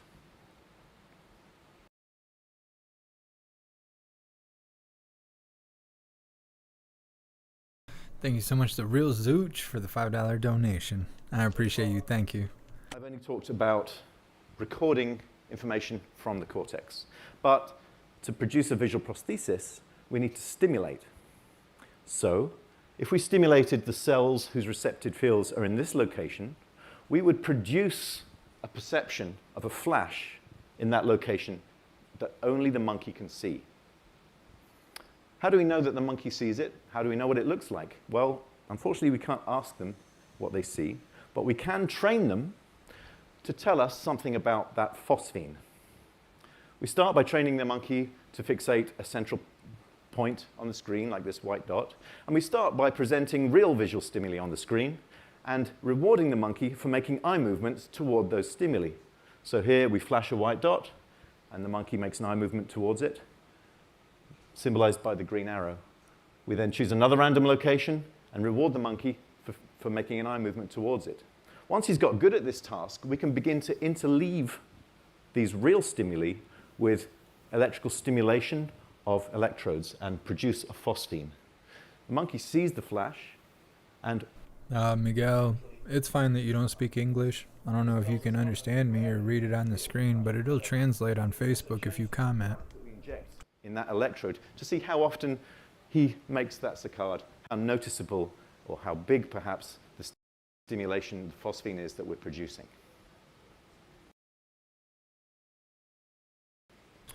We're going to see politicians with this stuff before me or you are eligible to get it.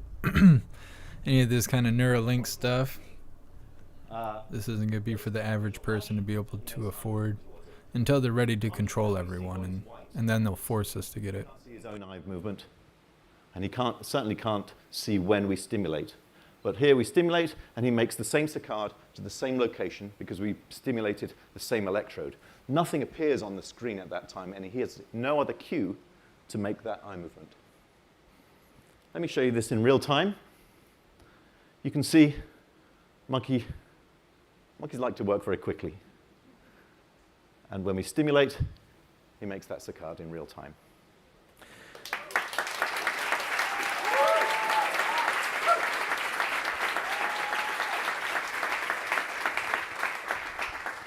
What's up, Ligma? Thanks for being here. So what I've shown you is a way to produce a phosphine in the visual field.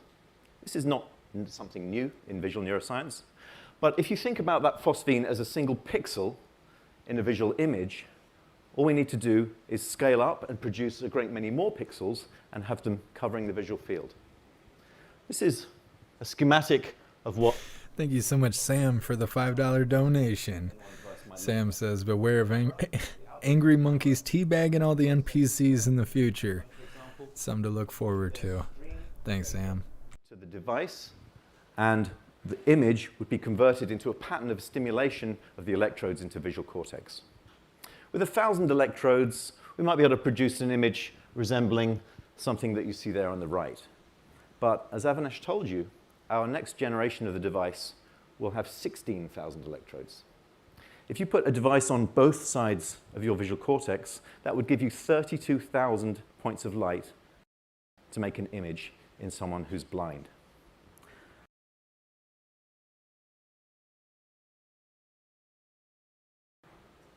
Our goal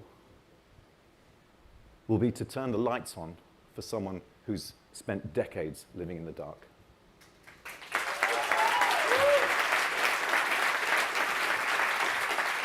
Donald, brain implants for data harvesting.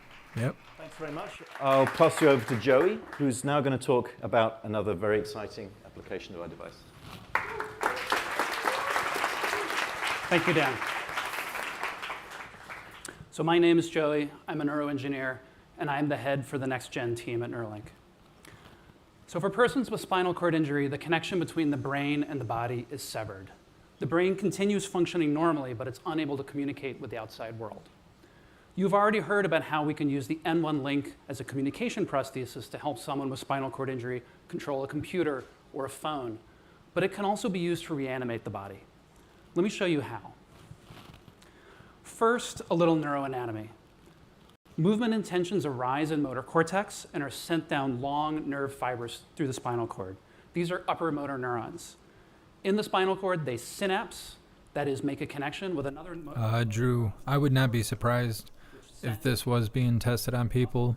That's why a lot of science work is done outside of America, because then you don't have to deal with American restrictions and laws. Involved in voluntary movement. But I don't know where all these studies and stuff's coming from. These two connections. And in spinal cord injury, one of these connections is severed, unable to make the muscles contract. Let's zoom a little bit further. So here you can see on the left. Oh, you see the racist matter right in the middle? Yeah, it's where all the rage comes from, you know, that the Pentagon's always talking about. It's from right there. Pretty sure. This travels through the white matter tracts. This is the upper motor neuron. And then it synapses within this butterfly-shaped region of gray matter in what's known as a motor pool. In the motor pool, the lower motor neuron descends out the ventral roots to the muscles, which contract. And then the sensory consequences of those movements. What's up, Chrissy? Welcome to the live. Return to the spinal cord through the dorsal roots and ascend the spinal cord up into the sensory regions of the brain. Again, in spinal cord injury, this connection is severed. If we could place electrodes into the spinal cord, say in a motor pool adjacent to lower motor neurons, we could stimulate those neurons, activating them, and in turn causing the muscle to contract and movement to occur. But this is very hard to do. The spinal cord is quite delicate, and it moves significantly within the bony spinal canal. This could cause damage to the electrode, it could cause damage to tissue, or both. But our electrodes are small and flexible, and our robot is able to insert them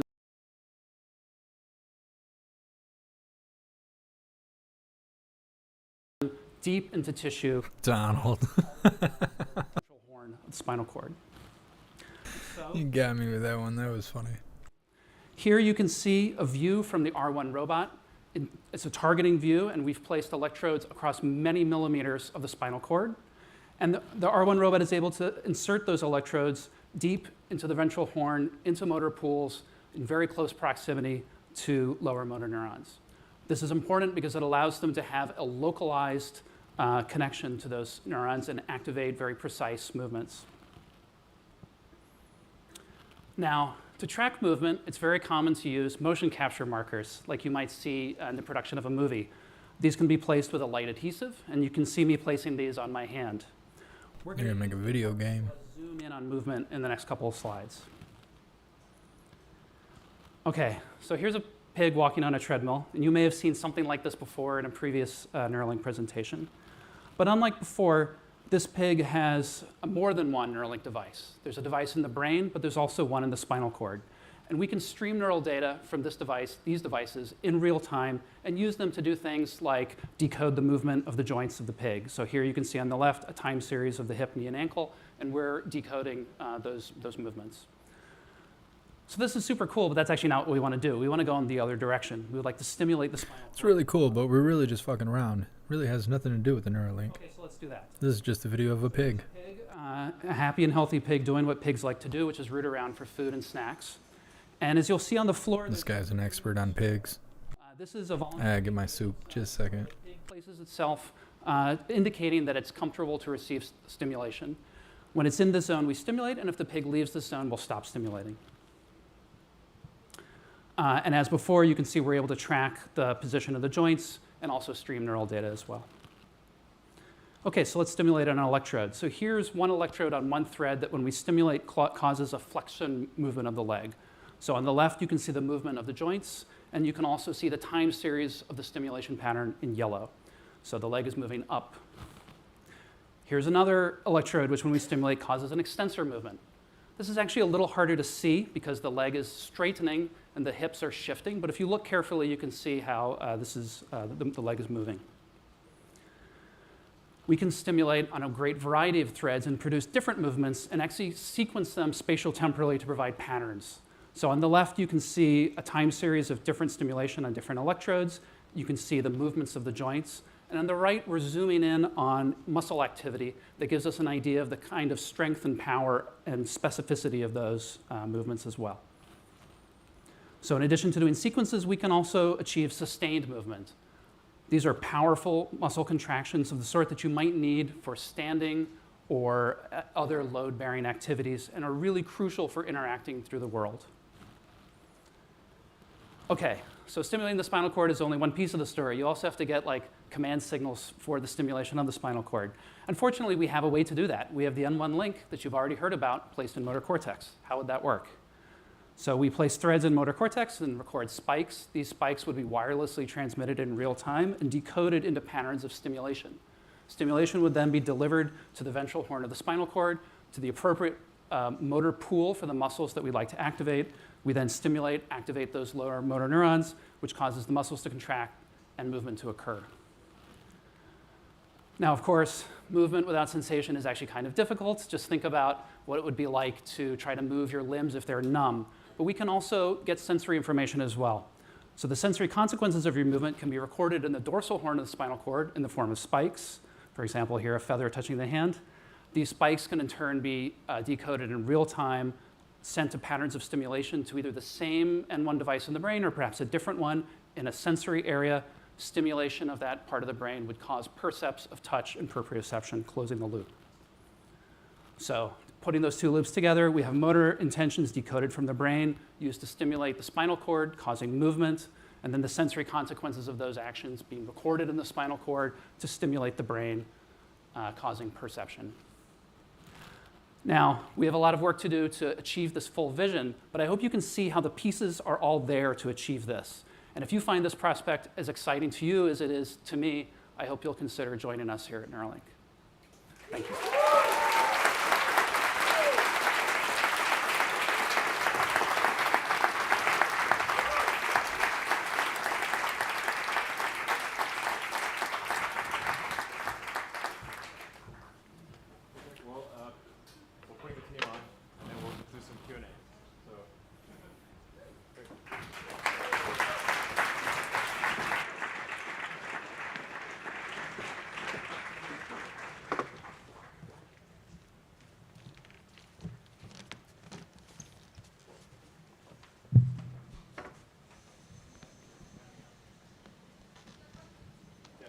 Anybody has questions in the audience?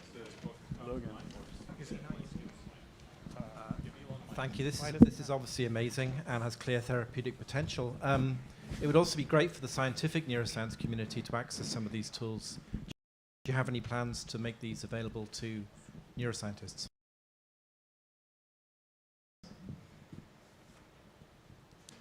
Yes, we do. It's a great question. I think there's probably a lot that can be figured out if we provide the surgical robot and devices to neuroscience research departments at universities and hospitals. So I think at the point at which we need to be in production with the machines and obviously have the FDA approvals, but I think it would make a lot of sense to provide this to research universities and hospitals.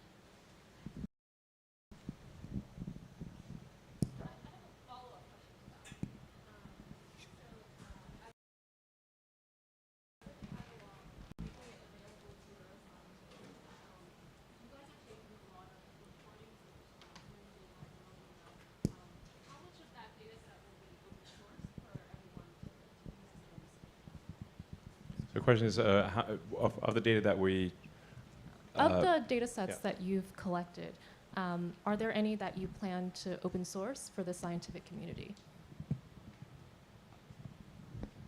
Yeah, I think that would be fine. I think, yeah, sure, absolutely. Because I think it could be really interesting for people working in AI research to build upon that and build foundation models for the brain. Yeah, it's a good point. Yeah, I actually got no problem with just publishing it on our website. You can use it if you want. Yep. Looking forward. Great.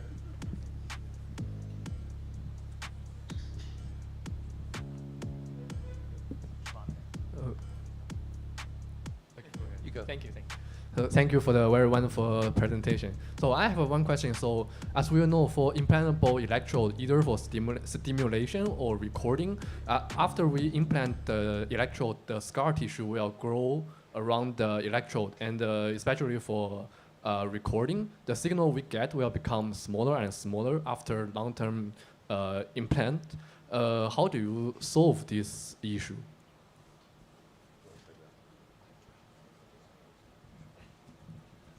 For context, I'm Zach. I lead the microfabrication team on brain interfaces. I don't think we can solve it specifically, but one advantage we have is both the flexibility and the small size of our threads to try to limit that scar tissue and that damage. And some future work that we have started working on, that we'll continue working on, is pushing the size of the threads down, just to try to limit the immune response and really limit that scar tissue growth. Actually, I want to follow up. So do you think it will be helpful to actually load some drug on the surface of your electrode or some other way? Well, I think like maybe the question is like what sort of signal degradation have we seen over time, and basically just does it work a year later? Does it work 2 years later? It does. So yeah. Yeah. So that's a good point. So in terms of thread longevity specifically, really the gold standard that we can use to assess is the data we have from our animal participants. And so for that, I'm not sure if it was mentioned before, but the longest data we have right now is for an animal participant who has went 600 days with useful functioning channels where we were doing something useful with the signals for BCI. And then with the newest version of our device, we have sort of a collection of participants who are at or near 1 year of data and completely useful functioning BCI from that as well. Thank you. If I may add one more thing. So you mentioned potentially having drugs to kind of reduce inflammation.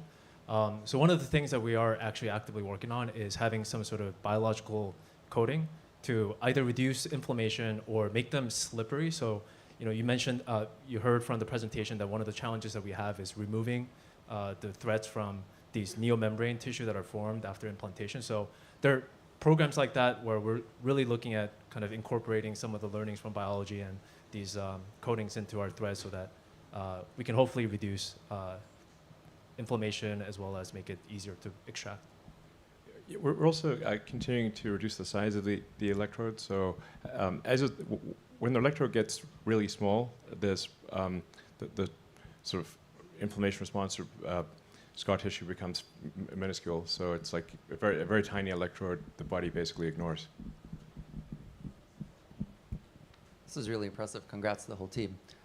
So as you of course know, one of the problems with current electrodes is they're rigid and they move around, so you have these neural non-stationarities. And I think many of us had hoped that with these very thin threads, they would maybe move more with the brain and you wouldn't see that. But from the data you showed over many hundreds of days, there was a lot of variability. So can you speak to how much do they move, and do you have any idea of like why does it move? Can you stop it from moving?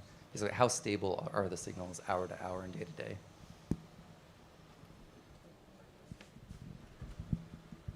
Hi, I'm Bliss. I'm one of the leads of the software groups in the brain interfaces team. In the particular plot you were mentioning before, what we were showing was the average firing rate recorded per day on a particular channel.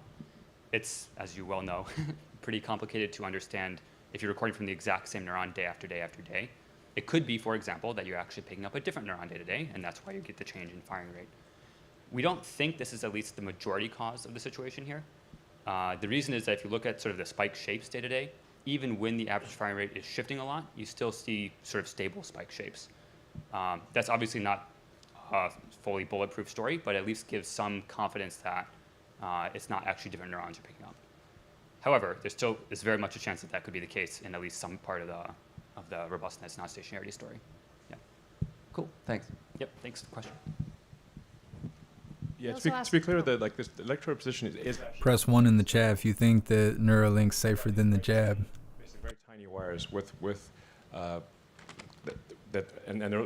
there's some play in like you've got the device attached to the skull originally, but then you've got this long sort of tiny wire with kind of a coiled section. So it does tend to basically stay in the same place. Yep. We also asked for questions on Neuralink's Twitter, so we'll be interleaving some of those. Supe wants to ask, what could Neuralink help people with that most people don't realize? Well, I mean, so I mean, once you're in there, you know, there's a lot you could do. You know, you can obviously measure temperature, so you could do very early detection of a fever. You can measure pressure. I think you probably detect that. Hey, thanks for being here, K-Love. Nah, Klaus Daniels, he's not gonna eat bugs. That cat's waiting on steaks. I keep telling him we're gonna make it one day. One day. Probably a lot of just general health monitoring that you could do once you're in there, you know, and with very simple sensors.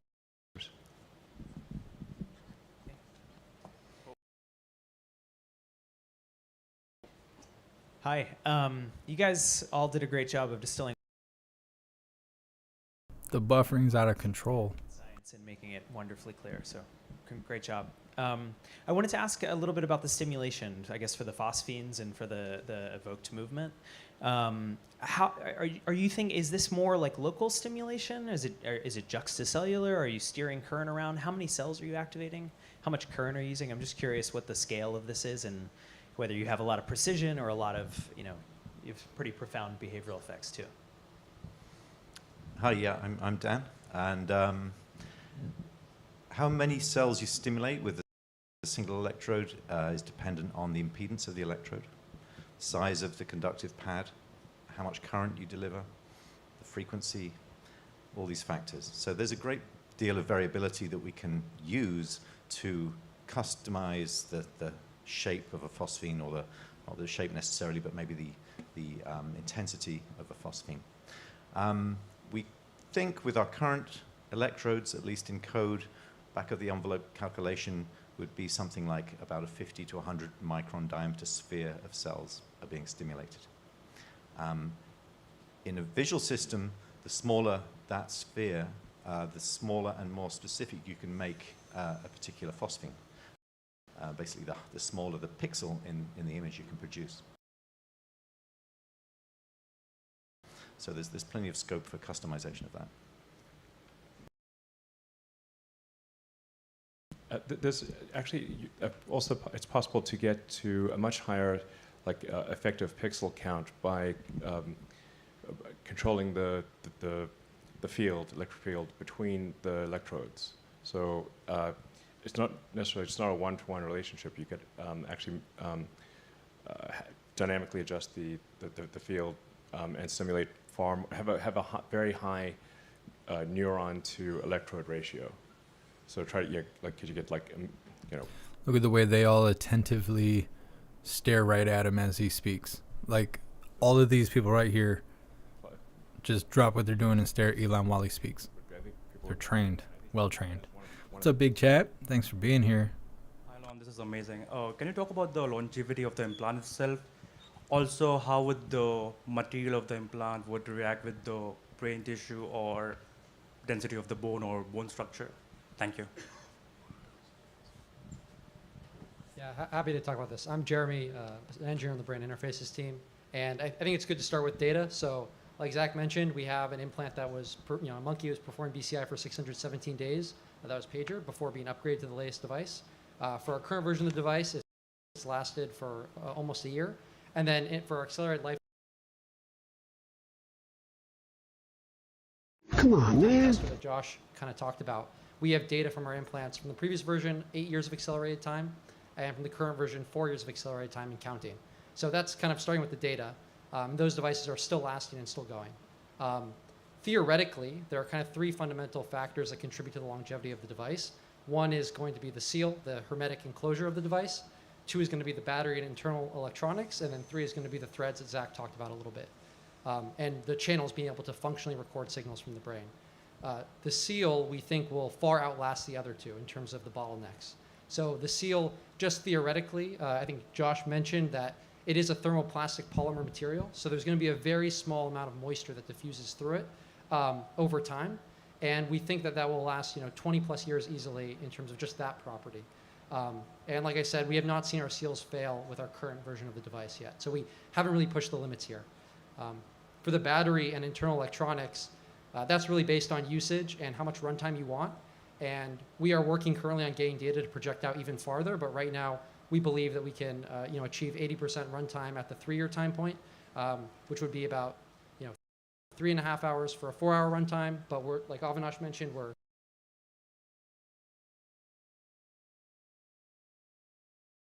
doubling that very soon and quadrupling as well. We have plans to do that. So the internal electronics really aren't the bottleneck either. And so really we're attacking the threads themselves and the longevity of those channels that Zach can kind of talk about some of the improvements that we're doing to increase that longevity. Thanks. Yeah, so as sort of mentioned before, we don't necessarily have an endpoint, as Jeremy said, for the testing of the threads. That being said, we are focusing on longevity because we think this is an important issue to solve. So one thing that we're doing in parallel with the current device is aggressively pursuing amorphous silicon carbide insulation of the threads, which we believe will take us well beyond 5 years of longevity, but of course still to be tested. And in parallel with that, we're just starting to look at atomic layer deposition, which we think could even push longevity of the threads much further, and deposit very thin layers to keep the flexibility of the threads and that advantage there. So along with that, we're also, of course, having to design and validate very robust benchtop testing to model.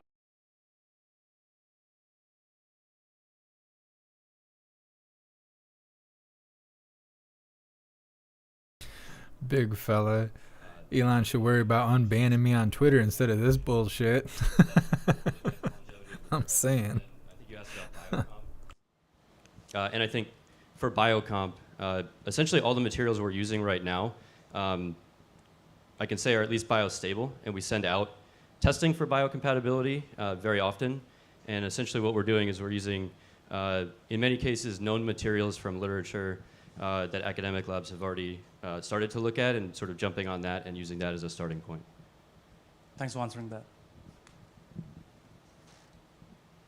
Cool. So we have another question from Twitter. This is from David, and he asked the team, what are the biggest lessons you learned since the previous presentation? It's been about 2 years. I'm sure there was a lot of engineering done.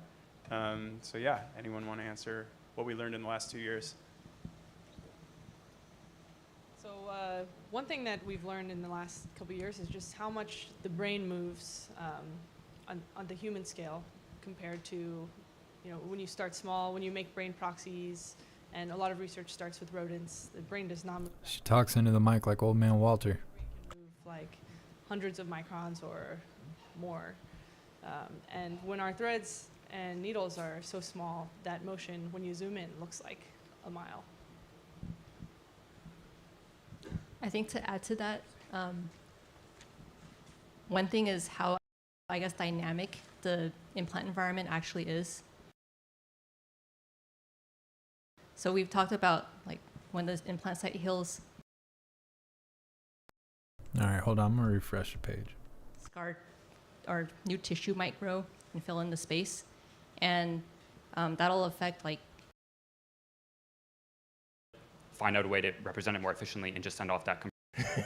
So you got a squishy water balloon in a coconut. Is maybe a good way to think of it. Little Miss Whispers, I'm saying. Hello. Given Bluetooth's bandwidth limitations, have you considered other technologies for wireless communication? Hey, yeah, I can take the first part of this question, and then I'll let Matt answer the second part of it. It's a great question, especially as you think about how to increase and scale the number of channels that we want to record from. This becomes increasingly a bottleneck for the kinds of work that we want to do. We're thinking about this in a couple ways. One is just directly improving the underlying radio interfaces, and I'll let Matt talk about that in a second. The other way we're thinking about this is how can you be more efficient with the data you send off the implant. And I think the first version of that is compression. So just taking your data, looking at the characteristics of it, find out a way to represent it more efficiently, and just send off that compressed stream. So for reference, right now, our Bluetooth bandwidth is around 150 kilobytes per second. The compressed stream of data that we send off the implant is around 50 kilobytes per second. So we're doing fairly well there so far. But when you start thinking about 16,000 channel devices, that won't get you all the way there. So some other things that can help on the compression side are to actually just send out the output of the machine learning model rather than the input required to actually run it.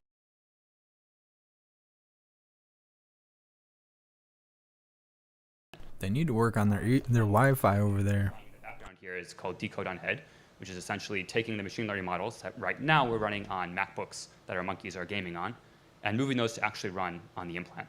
And this is like a super cool engineering problem. If you want to talk about how to make complex neural networks run on what is the equivalent of a garage door opener, come talk to me. It's fun. Yeah, so that's another way to solve this problem, is to basically do the computationally intensive work to just get the raw signal that you actually care to use to control something, and then send that thing out of the implant. On the radio side, I'll hand it over to Matt. Yes, so to answer your question, we are looking at other radio technologies. One in particular is 500 megahertz bandwidth ultra-wideband at a couple different frequencies. So this has an advantage in terms of the bit rate that you can achieve. It's on the order of 6 to 8 to 10 megabit. There's also a latency improvement that's quite substantial. And there's also another wireless technology that we're looking at W-band.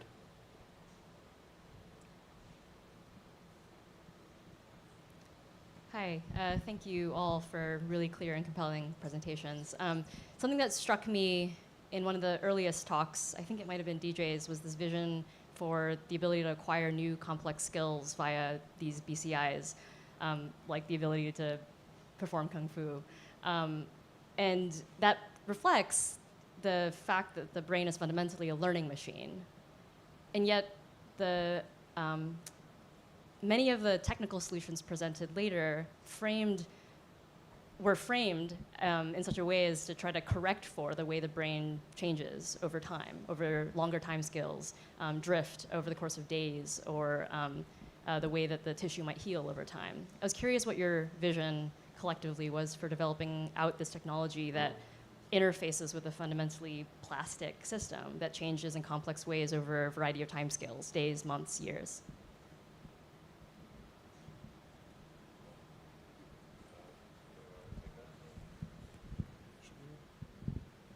Yeah, it's a tough question. Yeah, I think it will be kind of maybe bidirectional learning in some way.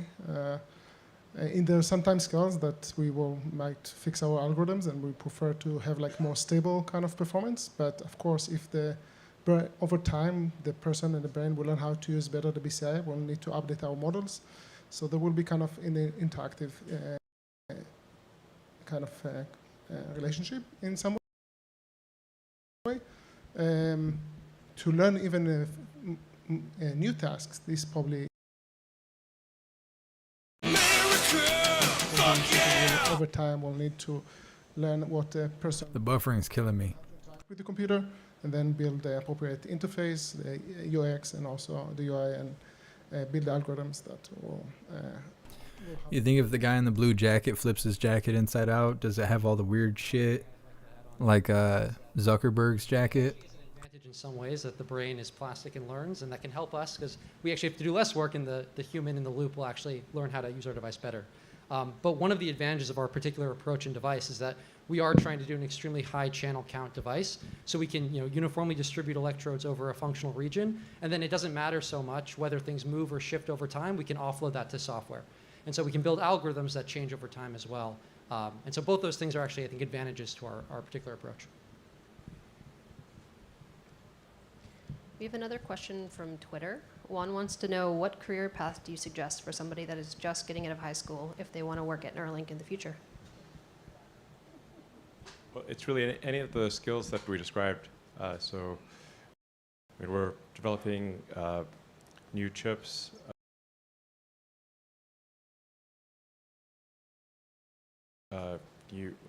There's material science. There's software, obviously. Animal care. I mean, it's really all the things that we listed in the Neuralink /careers. That'd be a good guide. Yeah, I'm actually very fond of saying, when you flip through any college like booklets and look through all the majors, I think you can point to every single one of those majors, and there's someone at this company who either is an expert or have majored in that. So it really is truly multidisciplinary endeavor, and I think just focus on whatever you're passionate about or whatever you're talented at, and then just pursue that as deeply as you can, and then there's definitely going to be a place for you in building neural interfaces. Hey. We got to see the monkeys doing telepathy, but could you say a little bit more about the animal behavioral training, kind of their lives and day-to-day processes? Sure. I'm Autumn. I am head of research services, which includes our animal care program. And as an animal welfare scientist, this is a topic that I'm deeply interested in. So our training program is outfitted mostly with behavior analysts who help us think about how to remove any of the potential aversives or frustrations. Big chap, isn't Elon from Africa or something like that? We think about conditioning as the primary, which includes positive reinforcement, as the primary way to train. Let's see, what else can I share with you? Yes, but how are the monkeys' feelings? Yeah, I mean... Are their feelings okay? Part of the behavioral training itself, but we think of animal welfare assessment in the framework of the 3 Rs, which is refinement, replacement, and reduction. And so when we think about refinement, behavioral training does apply in that way, and where we want to remove, specifically in research, restraint is one of the things we make a very top goal to remove. So you saw a lot of videos today where animals were What's up, Guardian? walking up to their stations because we worked really hard to remove any requirement to restrain the animal. Yeah, that's what I was thinking, Captain Seamus. Anything else? Yeah, if I to add could to that? just, Yeah. well, just on top of the last point you said, just as an engineer here, one of the things that is really inspiring and really cool about this place is that we do get to work on a lot of technological innovations that directly translate to greater independence for the animals when they're engaging in these tasks. So as you saw, monkeys charge just by voluntarily walking up to a branch. They play games in their home habitat with a laptop computer voluntarily. And the fully implantable, fully wireless device, the inductive charger, all these things enable that kind of experience. And so this is one of the very cool parts about working here is we do get to innovate on things like that. Definitely helps to work with a group of engineers who can really make cool stuff for monkeys to be able to do easier behavioral training. Yeah, so I guess to answer the previous question about what you can study to be part of Neuralink, I guess monkey engineering you can add to that. Monkey business. Twitter's going to be just lighting up in the next 20 minutes. My question question is on upgradability, which you guys mentioned quite a bit. So in that procedure, I imagine there's some kind of explant procedure, and then you're going to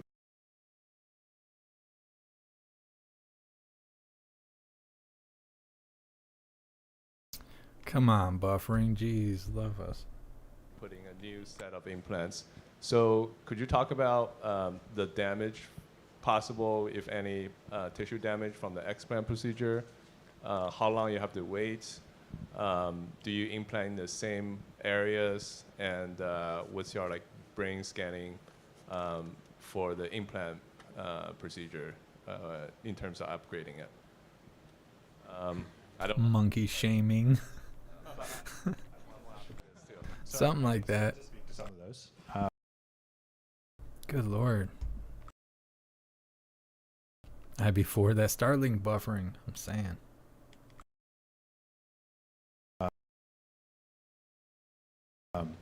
So I work a lot on upgradability and those explant processes and designing those to be better.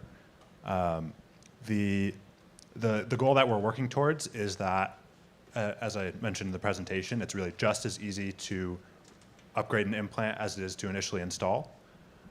We didn't show many of those explant examples today, but we've come pretty close to just popping out an implant and reinstalling another one in the exact same location.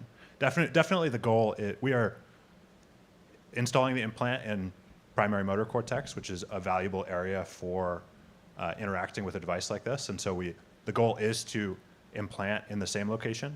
Maybe if you expand out to other applications, then you'd be interested in moving somewhere else. But we definitely want to be able to insert into the same area.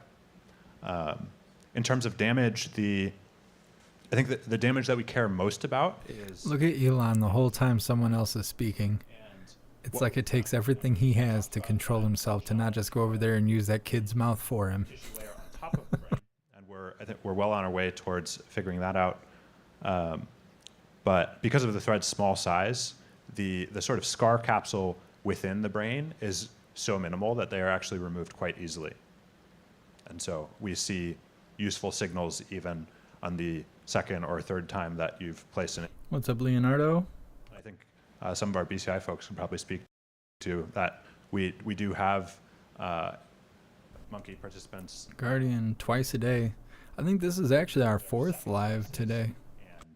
And really making use of those.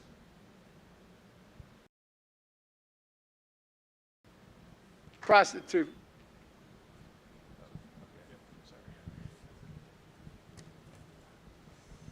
So two questions. One was somebody had asked the question about the brain being plastic.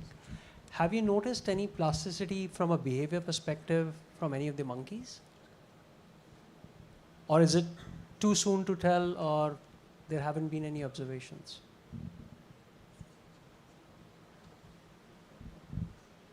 From the monkey behavior, we see that it takes them a while to learn how to, of course, to train on the task, but also when they are reimplanted. It's relatively quickly for them to ramp up and get to a high performance of brain control. With Pager, for example, after a few days, Hey, thanks for being here, big fella. he's already able to learn very quickly to use the device.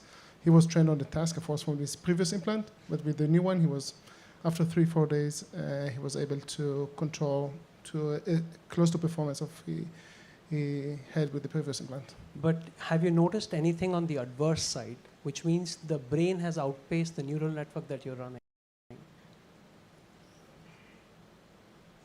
It's hard to say. No, not really. Okay.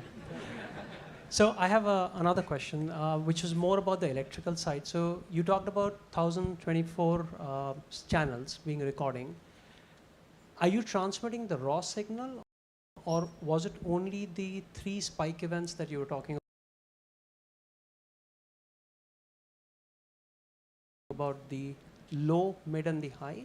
Or is it the entire raw waveform that you transmit? Yeah, hi, I'm Julian. I can speak a bit about this, and maybe Avinash wants to contribute. But our chips see the raw signals, but then when we transmit out typically spikes, and we detect those spikes in real time on the chip. This massively compresses the data. I guess, yeah, we're making improvements to that, but we can request raw samples. Sometimes we also process particular statistics or other data directly on the chip and then send out the calculated values. So there are many ways to sort of play with the data. Yeah, so at least with the current N1 system that we have, which relies on BLE radio, there is a bandwidth limitation, so you can't actually stream raw data from all 1,024 channels. But just kind of to give you a little bit of a history of how our compression algorithm, the spike detection algorithm, was developed. We did have sort of a wire system. There was a paper that we published with the USB-C connector that streams all those signals through a high bandwidth wire connection. So we did have kind of those development platform to be able to see the raw signals and know which set of information that we want to extract that are, going to fit within the bandwidth of the radio, as well as is useful for BCI control. And also just sending data wirelessly does cost a lot of energy. So there's any opportunities we have to reduce that burden. We try to basically have all that compression closer to where the electrodes are as possible. Maybe one thing that isn't obvious is that the actual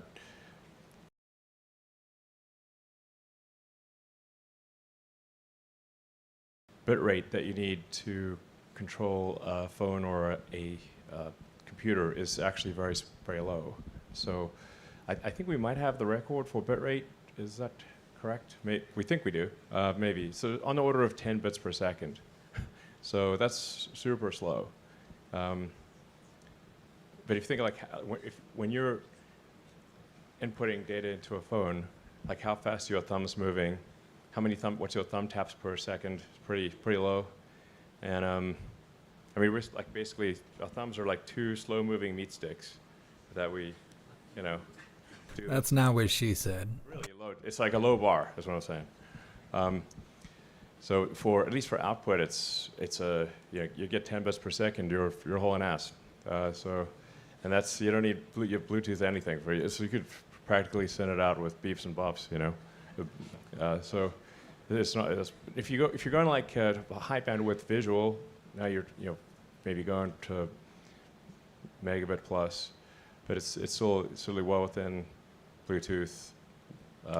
They look at Elon like they pray to him. What I'm saying is that's not a constraint. Like they just hang on every word he says.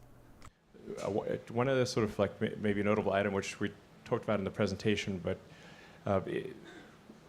we think we can probably solve for doing the implant without cutting the dura. We can just do basically a bunch of holes through the dura, which is like the dura is like the big, thick orange rindy thing that contains that's up against the skull. If you don't pierce the dura, if you don't cut the dura away, and instead you have a bunch of tiny holes and insert the electrodes through the tiny holes into the brain, then the recovery time is ridiculously fast. You're not really losing much in the way of cerebrospinal fluid. You could in theory, this could be like the whole thing could be a 10-minute operation, like LASIK.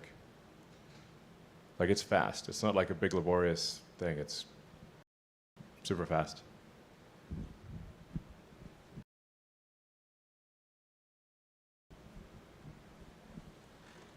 Just going back to the long-term use, I'm wondering if you have any pathology looking at scar tissue from any animals that have had long-term implants. And along that lines, it seems like there might be a little bit of a gap between use in medical conditions and healthy individuals from a safety perspective.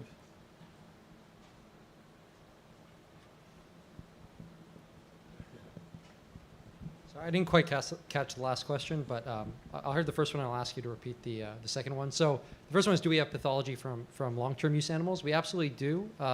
We don't have any pathology from our monkeys, which we upgrade and are still going. We have other studies that are primarily to determine safety, and so we do have histopathologic endpoints that we determine. The scar tissue formation around the threads themselves in the brain is typically negligible, like it barely reacts to the threads at all. So that's very promising. In terms of the scar tissue formation over the cortex, so this neomembrane growth that fills in the areas that Elon and Alex were mentioning that we remove with our current operation, those we do evaluate that scar tissue, but it doesn't pose a problem in any way. It's not a continuous reaction to a foreign body. It's just filling in tissue that was removed. And if you could repeat the second question, I didn't hear that. Yeah, the second question, really following up on that, seems like there might be a little bit of a gap in use in healthy individuals from a safety perspective. I think people mentioned that they might be interested in trying prototypes, but just wondering what your perspective is on trying to lower the safety risks. Yeah, it's a great question. So in terms of, really it's about the long-term use of the device. So we have devices that have been implanted, like I said, in monkeys where, for many years where we see no behavioral deficit at all. So then this first is a question of how you evaluate safety. So you have histopathologic endpoints you can evaluate, but we're also looking for cognitive deficits or behavioral deficits as well. And we don't see any of those in our animals, which is an important point.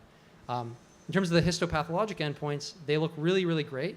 The challenge is one of explanting the device, which is why we're putting so much effort into the reversibility efforts and our through dura insertions. So when removing the device, that's when you potentially could cause damage. And so we have a lot of ongoing studies right now to really minimize the risk of that. But we don't think it's a substantial risk with our current approach. And like I said, Pager was upgraded with the previous surgical approach and is doing great. So clearly it is, can be perfectly safe, but proving that beyond a shadow of a doubt for humans is something that we're still working to do rigorously. Did that answer your question? Yeah, thank you. So thank you for a very deep dive on many of the different aspects of the device and the system. It's very impressive to see all of the engineering work that's gone into it. You just mentioned about bitrate. As the prior bitrate holder, I can confirm you have indeed shattered my record. So congratulations on, I think I saw a peak of 7.4 bits per second. Well done. My question is actually around clinical trials and the FDA. To the extent that you can share, I gather that device removal or maybe electrode removal is one of the concerns that the FDA highlighted. Is there anything else you can tell us about what the FDA was concerned about or had questions about with respect to their IDE submission? Yeah, we can probably talk a little bit. These are really challenges that we have broadly. So explantation safety, proving that rigorously for humans is something that definitely is one challenge and was something that the FDA commented on. Other things, they do ask some really great questions.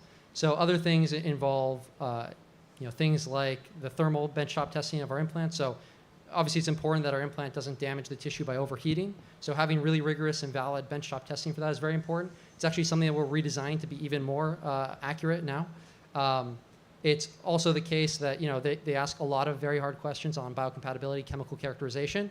So we've done very rigorous testing for that, but they do ask a lot of questions about getting into the weeds of the data and making sure that there really is no chance for any toxic chemicals or bioincompatible materials to be in the brain. So these are all things we're working with to just prove again above and beyond a shadow of a doubt. One thing that's maybe worth mentioning here is that it can be difficult to appreciate the novelty of our product.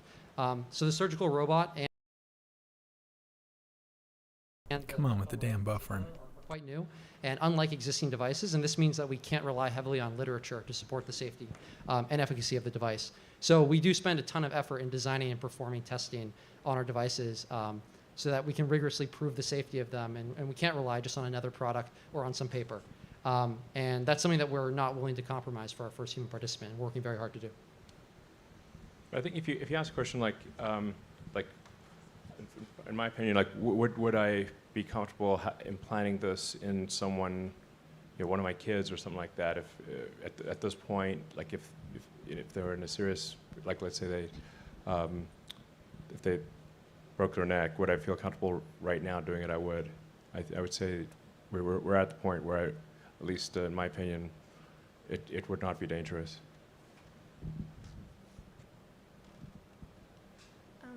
Well, that will be all over Twitter in 5 minutes. are you collaborating with They're gonna get him for child abuse now. disabilities? And if so, like, have they shared any ideas of applications that they would be excited about?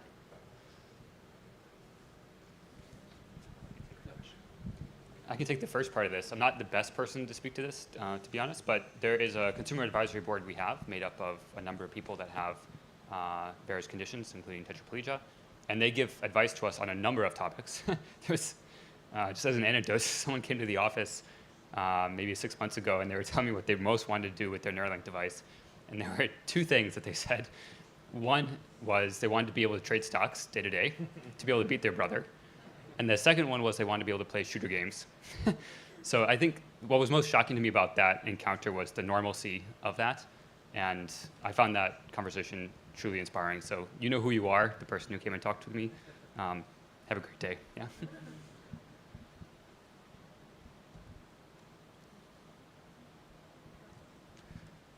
You know, something that's we've talked about, but is maybe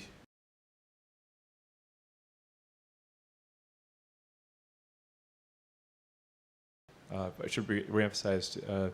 We are doing we're building up a production system for the devices. So we're bringing out the production line, making large numbers of devices. We want to make thousands, ultimately tens of thousands, then millions of devices. So the progress at first, particularly as it applies to humans, will seem perhaps agonizingly slow, but we're doing all of the things necessary to bring it to scale in parallel. So in theory, it should, progress should be exponential. Okay, so thank you. That was a very cool presentation. So one of the stated goals was recording from everywhere in the brain, being able to record from and perturb any location. So it seems like currently it's all cortical.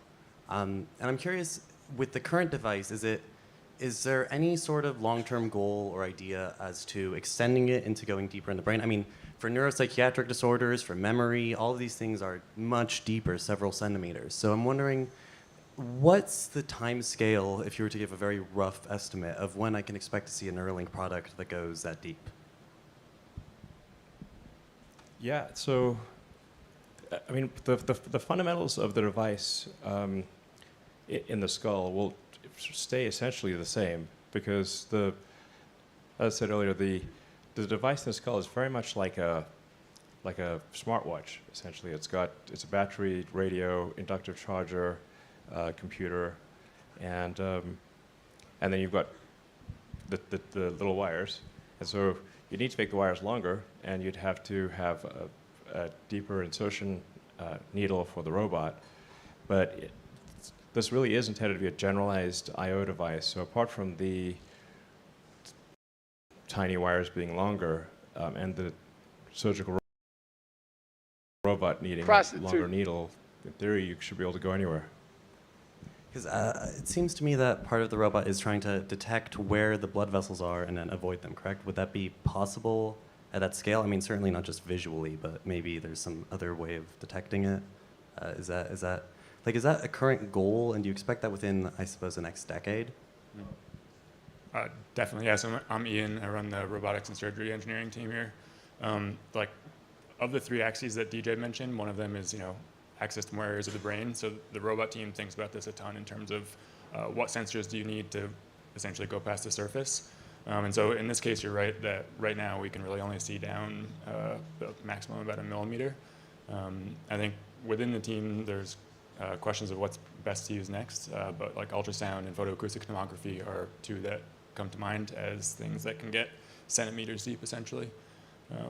But it's a super interesting problem. You sort of need deep imaging and some ability to steer to at least avoid large vasculature deep down. Yeah. Or if we can make our needles and threads small enough in a way that we can still be precise and accurate at a deep depth, then maybe you don't cause a bleed if you hit a vessel.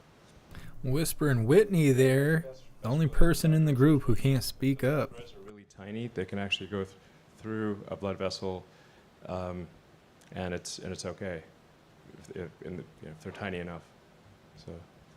So we wouldn't need the blood vessel imaging in that case. I actually am slightly optimistic that is achievable. and Matt could probably speak more into this, but with DBS currently, it's kind of just like send it. Yeah, the current approach involves a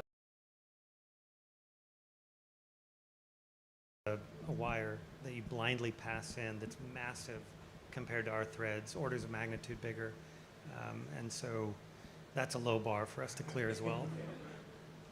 I guess people don't realize, like, for the deep brain simulation, just how big the hole is. It's I mean, what is it, like? I remember my first time. In current deep brain simulation, how much of a borehole is drilled in the brain? Yeah, you're drilling a 14 millimeter burr hole and then passing a 2 millimeter wire, 6 centimeters, 8 centimeters deep into the brain. So all blindly, hoping that you don't hit a blood vessel, telling the patient up front, this might be good for you, and there's a 1% chance your brain is going to bleed in a way we can't control. So that is current technology that is happening right now. So doing better than that is, we can definitely do way better than that. No problem. Our needle's 40 microns in diameter. Yeah, exactly. Thanks again for the phenomenal presentation. I thought it was fascinating how rapidly you could test all of these electrodes, but it begs the question about like what your fault tolerance is. If you run these diagnostics and it comes back that you have something that's either shorted or high Z, how many of those before you get degraded performance? And the second question is, when you're actually inserting this device, we saw examples of the electrode going in and then like looping back on itself, but it looked like that was something that was assessed basically by slicing the synthetic material. I'm curious what you're doing to validate the insertion of all these electrodes sort of in vivo. How do we know that that's not happening on an actual patient? Yeah, I can answer that the second one. So like I mentioned, we can, so we weren't actually sectioning in that case. We have a really cool micro CT. It's essentially like a CT scanner. So that's just an intact proxy that we put in this machine, and we can, take a picture all the way through it.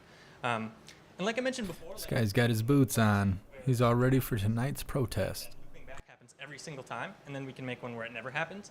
And we've pinpointed roughly now where actual tissue falls in there. And so our current plan for validating and confirming that is making proxies where it happens really easily, much worse case than any tissue could possibly be, and then designing it such that it never happens in that scenario. And that'll give us doing that enough times and with a weak enough proxy, that'll give us the confidence that this isn't actually happening.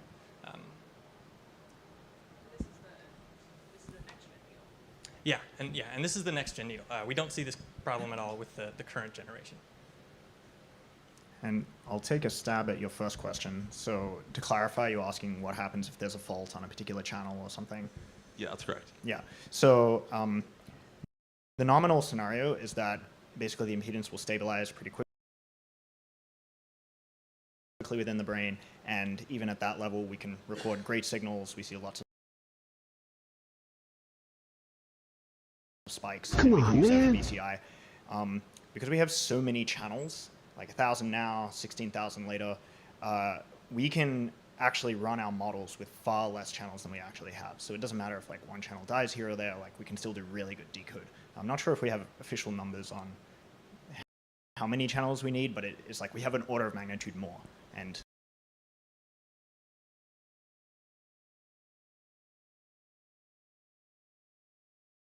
the more we have, the better, but we can already do a lot with what we have. Right, maybe just one or two more questions. Yeah, I have a question about your very, very long-term inspiration to have this high bandwidth communication with advanced AIs. So it seems like the advanced AI would need to understand the human's most complex thoughts and emotions, and that's what neuroscientists are trying to do. So do you have any ambitions to tackle neuroscience beyond neuroengineering?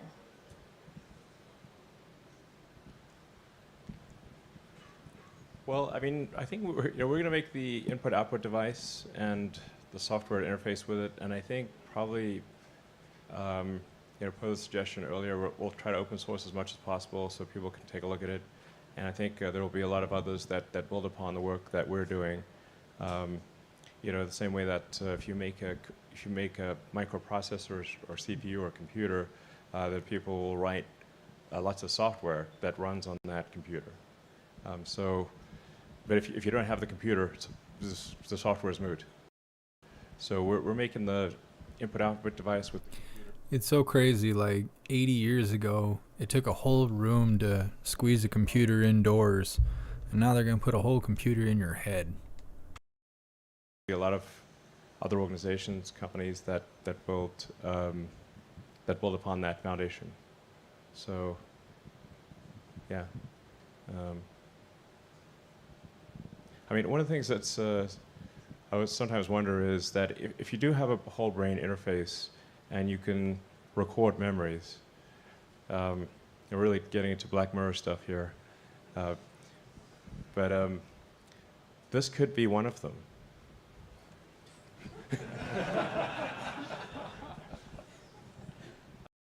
I also think it's worth mentioning an important point, which is that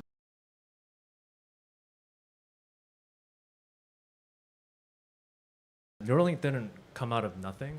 There's decades and decades of research in the medical academic field that has really set the foundation for what is possible by putting these electrodes in parts of the brain and being able to read those signals, decode it for mapping it to some application. And you know, being in academia before coming to Neuralink, you know, I do think that there's a lot of opportunities for kind of the field to advance at a much rapid rate by having just better tools for observing the dynamics that are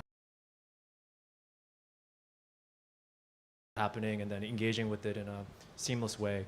And I think it was Ian who sort of mentioned that, you know, it's almost as if like we're kind of building an oscilloscope for the brain, which I think is like kind of a beautiful analogy of just giving us a bit more abilities into peering into the dynamics and using those information, learn that to, I don't know, hopefully understand like what makes us and how the brain works and, you know, the whole shebang.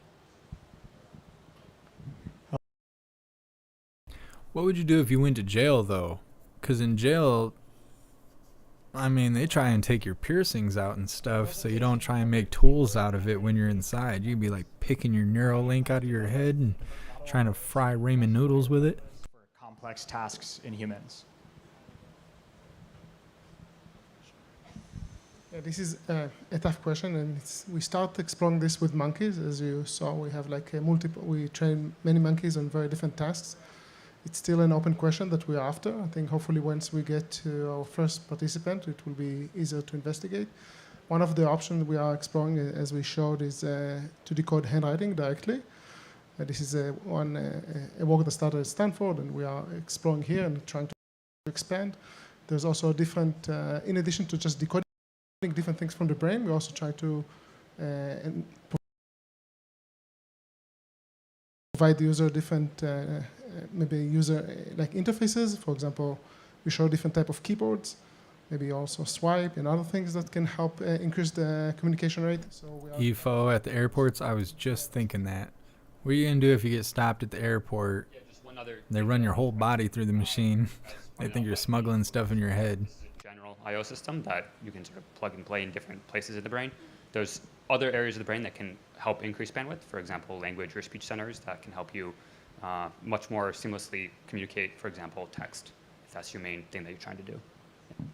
Yeah, I think just having this general input-output device will just so gigantically improve our understanding of the brain. It's hard to, the words can barely express. Like, you know, right now we're just guessing a lot of what's going on in the brain, but if you have direct I/O, it's no more guessing. What we will learn about the brain with such a device in wide use is absolutely many orders of magnitude more than we currently understand.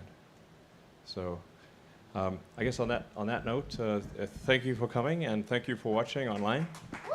And,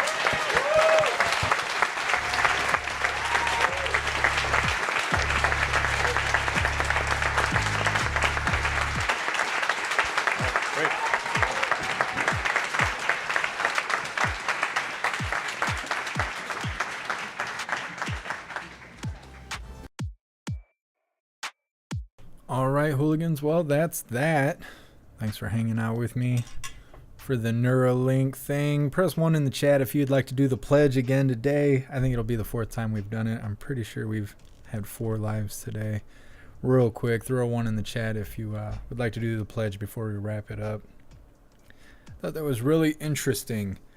I could see the benefits, you know, if you're paralyzed, something bad happens like that, arm gets removed, people of war, right, come back, things aren't the way they're supposed to be, maybe this could help you. There's a lot of medical potential, but hacking your brain so you can send text messages with your thoughts, I don't know. I like the idea of giving a person vision that was born blind. I think that's really interesting. Monkeys sending text messages without the ability to spell, kind of mad scientist like. So I don't know. I see the good and the bad of it all. Definitely seems like the mark of the beast. Definitely seems like a way for control. You know, you don't think what they want you to think or whatever. They might just be able to flash you, kind of like Men in Black, and they hit you with the flashlight and you raise your marbles. Well, now they won't even have to be there. They just press a button from the headquarters and just scramble your thoughts, make you go vote blue team. Anyways, looks like we're going to be doing the pledge. So let's get ready.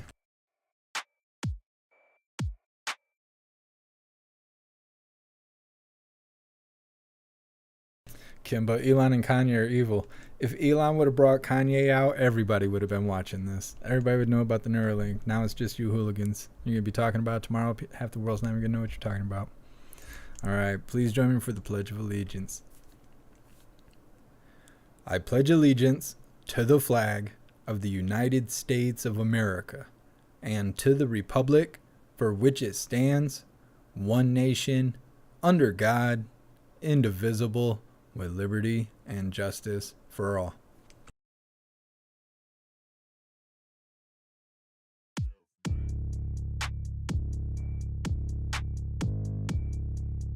All right, hooligans. Well, that's that.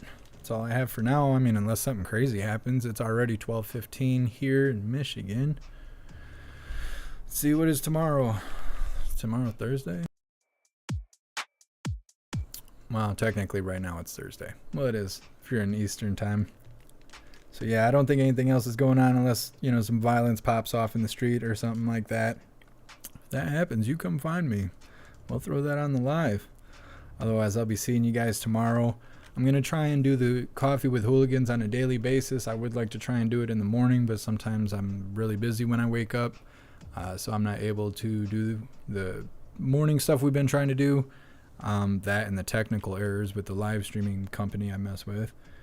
But either way, I will be trying to do that again tomorrow. I'd like to do that every day. Have coffee with the hooligans, talk about the day, what the schedule is, what the word on the tweet is, all that stuff. I like doing that. So I will see you guys tomorrow for some of that. Maybe some lying and crying from the White House. I don't know. We'll talk about it in the morning. Big shout out to everyone that made donations, joined the membership program, or purchased any merch. I appreciate all of you, and I would not be able to do this without you. So thank you guys so much for all your support. I'll see you on the next live. Until then, stand tall, shine bright, and that's a wrap.